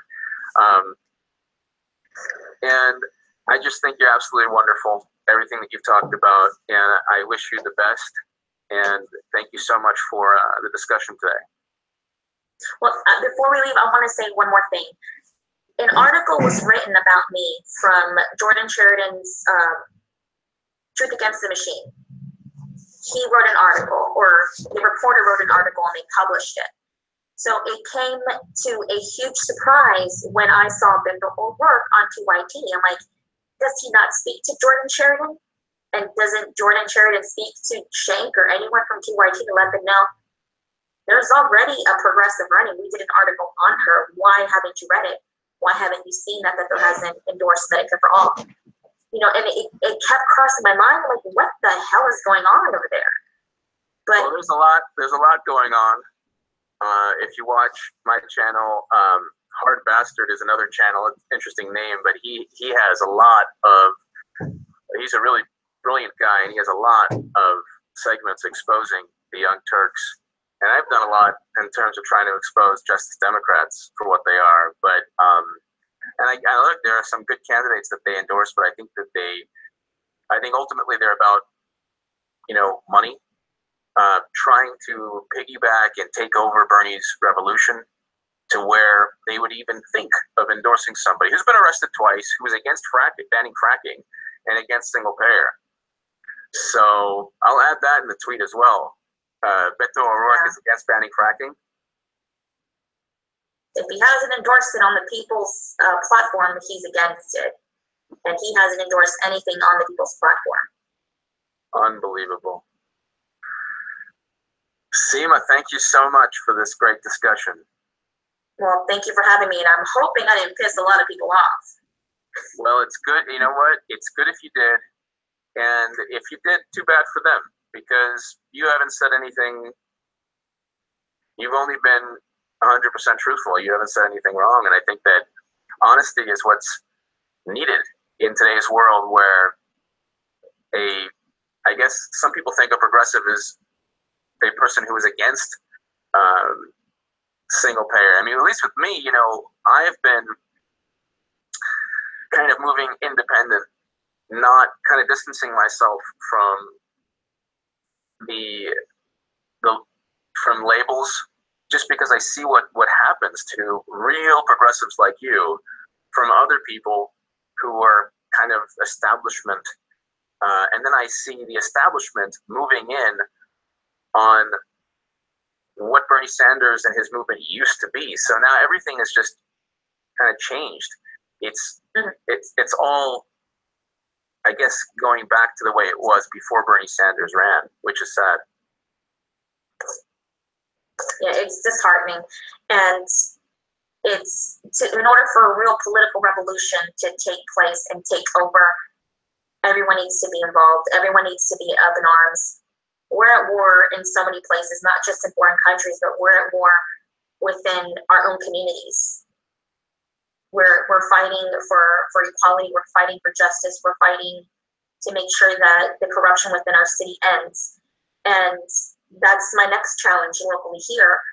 And a group of us, of parents, of baseball moms, dads, and baseball coaches are getting together and developing a league, but the city won't let us have any fields and so vocal against the new mayor since day one before he even took office. We did a protest, we did a press conference, we put the pressure on him since before he took office because we knew the outgoing one was out, the new one was in, and it was all because of immigrant rights and SB4 and human rights and ICE coming into our city and using their authority to come into our schools and take our children away. So I'm fighting very hard on all different fronts, different battles. Sometimes people say I spread myself too thin. I said, well, at the end of the day, people are going to know that someone stood up for them, someone organized, or somebody joined them and amplified that voice. And I'm going to be that person. I'm going to be the one that stands up when nobody else does, or, you know, carries their voice to Congress, carries their voice to city council, carries their voice to wherever it needs to be taken. And, you know, establishment, watch out. I don't care if there's an R or a D next to your name. If you're corrupt, you're going down. That's just how it's going to be. Well, you are awesome, and I really appreciate speaking with you, and thank you so much for taking the time for this interview. All right, thank you for having me. I'll talk to you soon. Bye. Thank you, Sema. Thank you. All right. Well, so there you have it.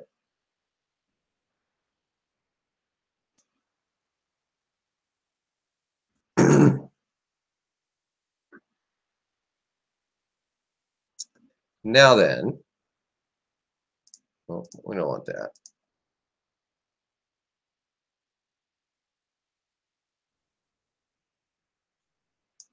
Hey, there I am.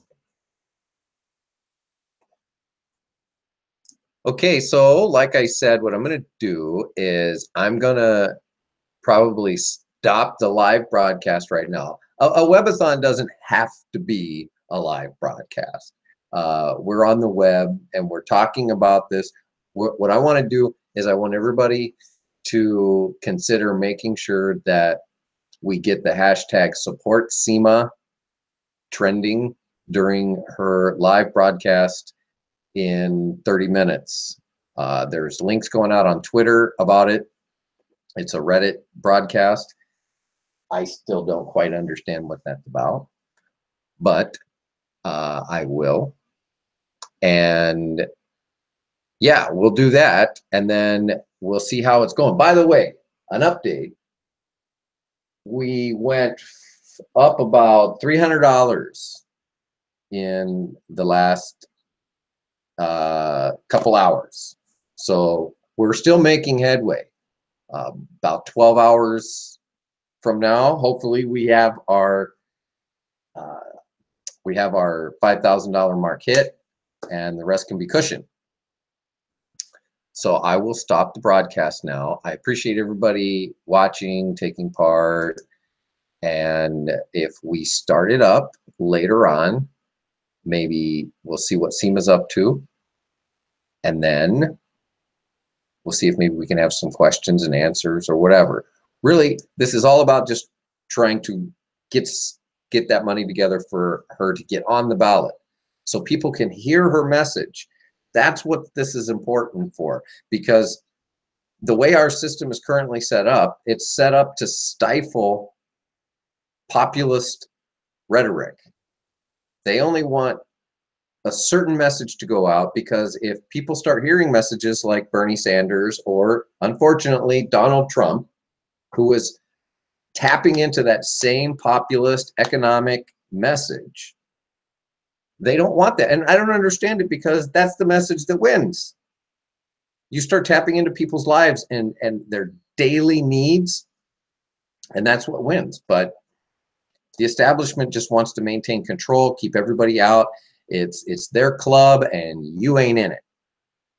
Well, we're going to change that, because they don't have that right. Sema's going to change that. I'm going to change that. We're going to make sure that we go in and we take back the government for the people that we represent.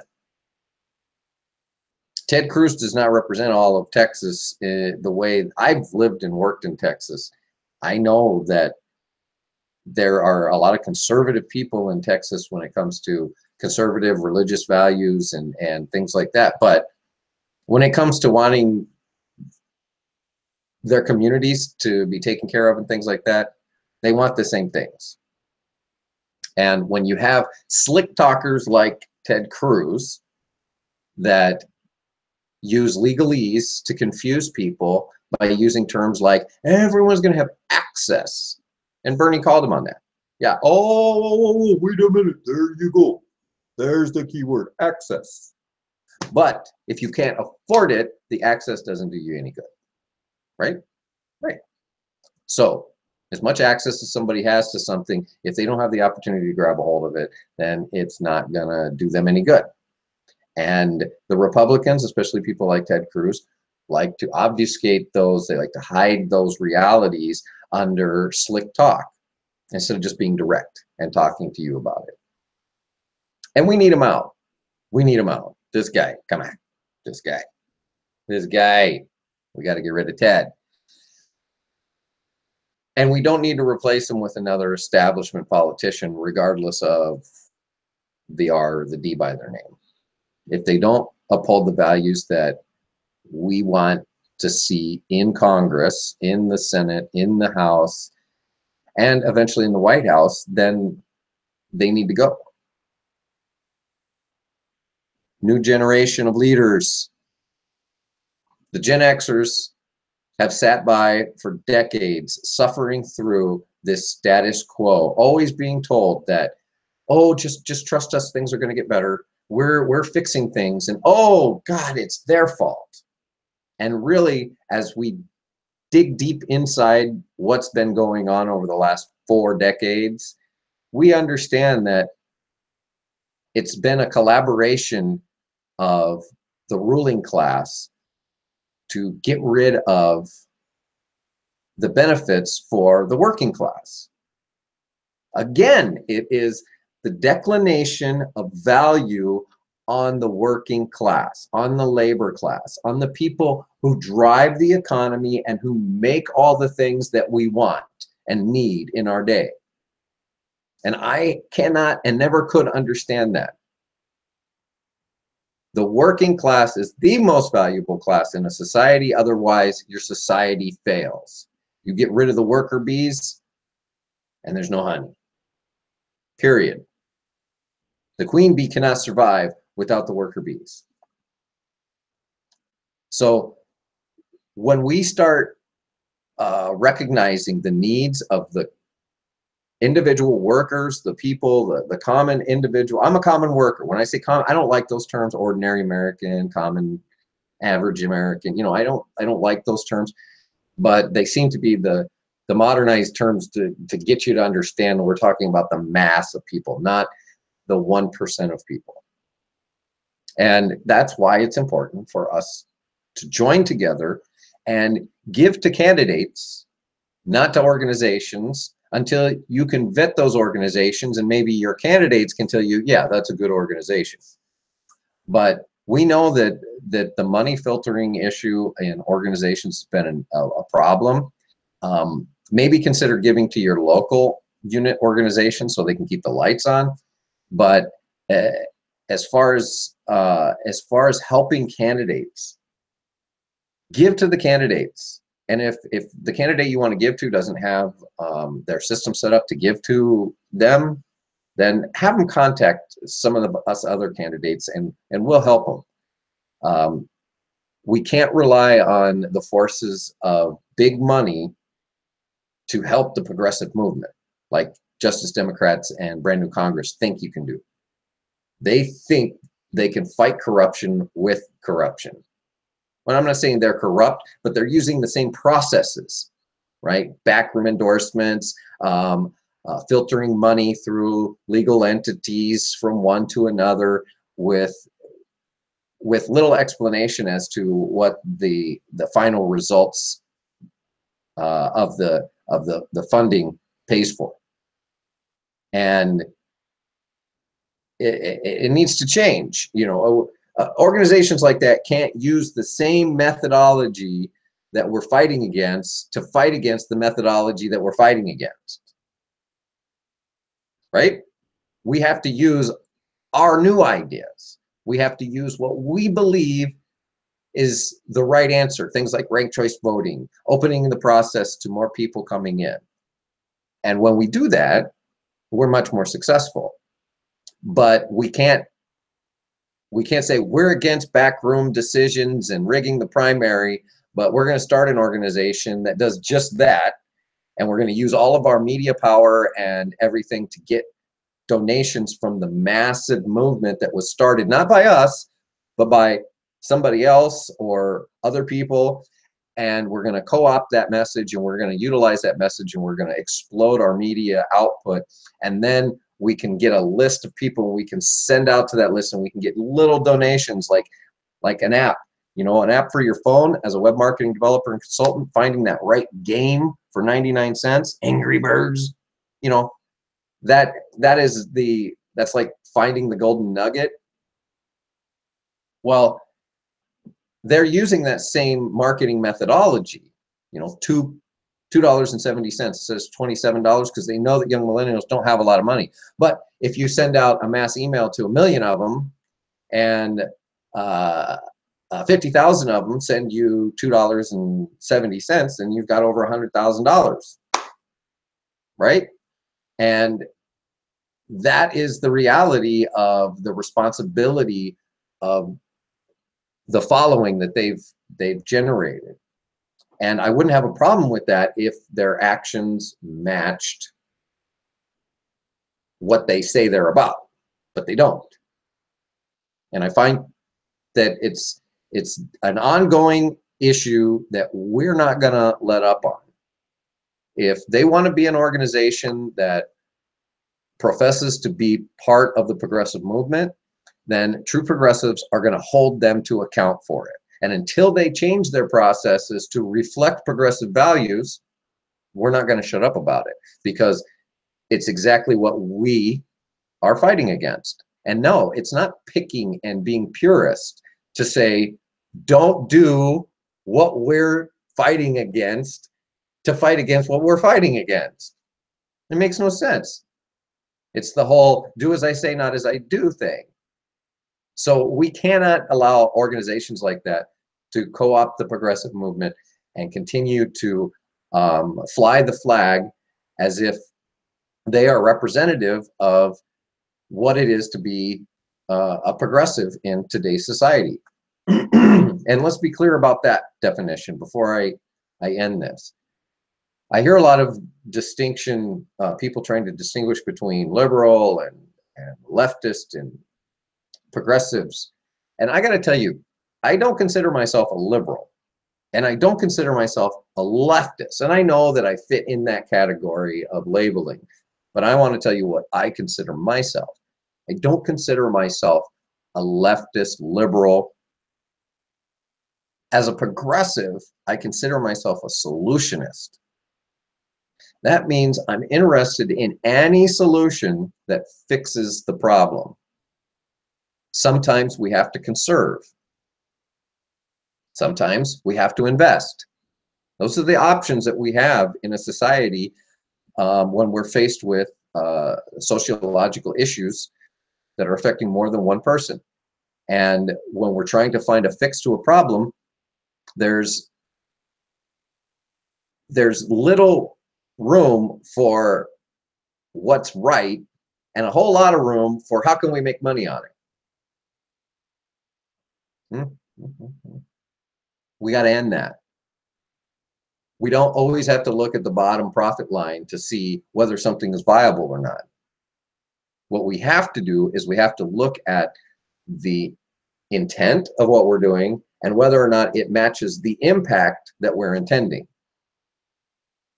And if we can do that, if we can say legalizing marijuana or removing it from the DEA's list will in turn help us with our criminal justice reform, then we need to examine that and we need to do it. We need to stop letting money lobbyists fight against us for the private prison industry, who know that once we legalize marijuana, that their jobs or their bottom line is going to be affected. That's just one example, but that's how we need to look at the sociological issues that we have, the political issues that we have, and the economic issues that we have, and look for the solutions, recognize them, and then implement them. Discussion, discussion, discussion, filibustering a topic to death, planning, planning, planning.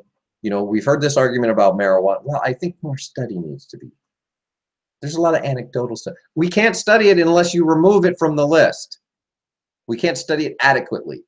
That's the problem. So that's all just drug and pharmaceutical companies putting more money in the pockets of politicians to keep what could be a natural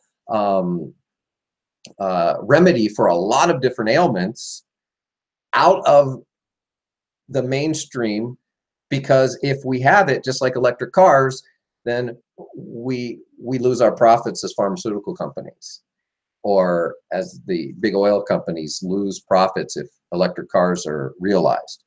So we as a society, we've got to put an end to this generational perpetuation of profiteering off of the next generation. And we've got to start supplying real decisions that that take into account what's coming down the road for our future. We got to stop thinking like addicts. We want the right here and now, immediate gratification of everything, and forget about what's coming down the road tomorrow. Forget about the hangover. Forget about the feelings of regret and shame and everything that come along with not doing the right thing. And I'm one of these people. I've met many, many others that aren't about being politicians. They're about doing what's right. And that's, to me, what a progressive is. That's what I think Sema Hernandez is. When we talk about being progressive, is getting through all the BS. Okay, whatever. That's just this. Okay, now where's the solution? Oh, there it is. Then why aren't we doing it? Well, because we can't afford it. We can't. Yeah, we can. Let's stop spending money on things that we don't need and start putting it in to things that we do need. So let's everybody get ready for the Reddit broadcast for Sema. I'm going to end this now. It's been fun. I might start it up later. It depends on how the fundraising goes. Let's do a refresh and see if we've gotten anything in the last few. We have gotten more. Another 30, 40 bucks, 50, 25, something like that. We're going up there. We're going to do this. So we'll see you on Reddit, and we're going to make this happen. And when we show people how a bunch of misfits that don't fit into the Justice Democrats or the Democrats have been able to pull their resources together with real grassroots organizing, whether it's through social media or not, grassroots has to do with exposing the smallest segment of society to its own power in government. The smallest segment of society is a household. When you start exposing each household into their own power of government, you can do that through technology nowadays, through things like social media, where they can have direct contact with their representatives and ask questions and say, this is how I feel about something.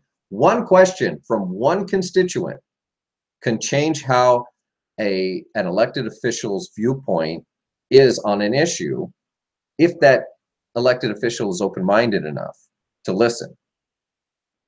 And that's what progressives are. Progressives are people who want to move forward, not backwards. When we talk about history, we talk about the need to understand history so that we don't repeat our bad mistakes. And I say bad mistakes because not all mistakes are bad. Sometimes you make a mistake that's a good mistake, and you realize, oh, hey, even though that was an accident, let's stick with that. But the mistakes that we have to meditate on and see, where did we go wrong? Where can we improve? We have to do that. That's like a bug report. If we don't do that, then we're never going to fix the bugs that are in front of us. So this has been fun. We've got, less than $1,400 left to go. And we can do that. So I will stop broadcasting now, and I will see you guys around the web for the rest of this webathon for Sema Hernandez of Texas, running against Ted Cruz.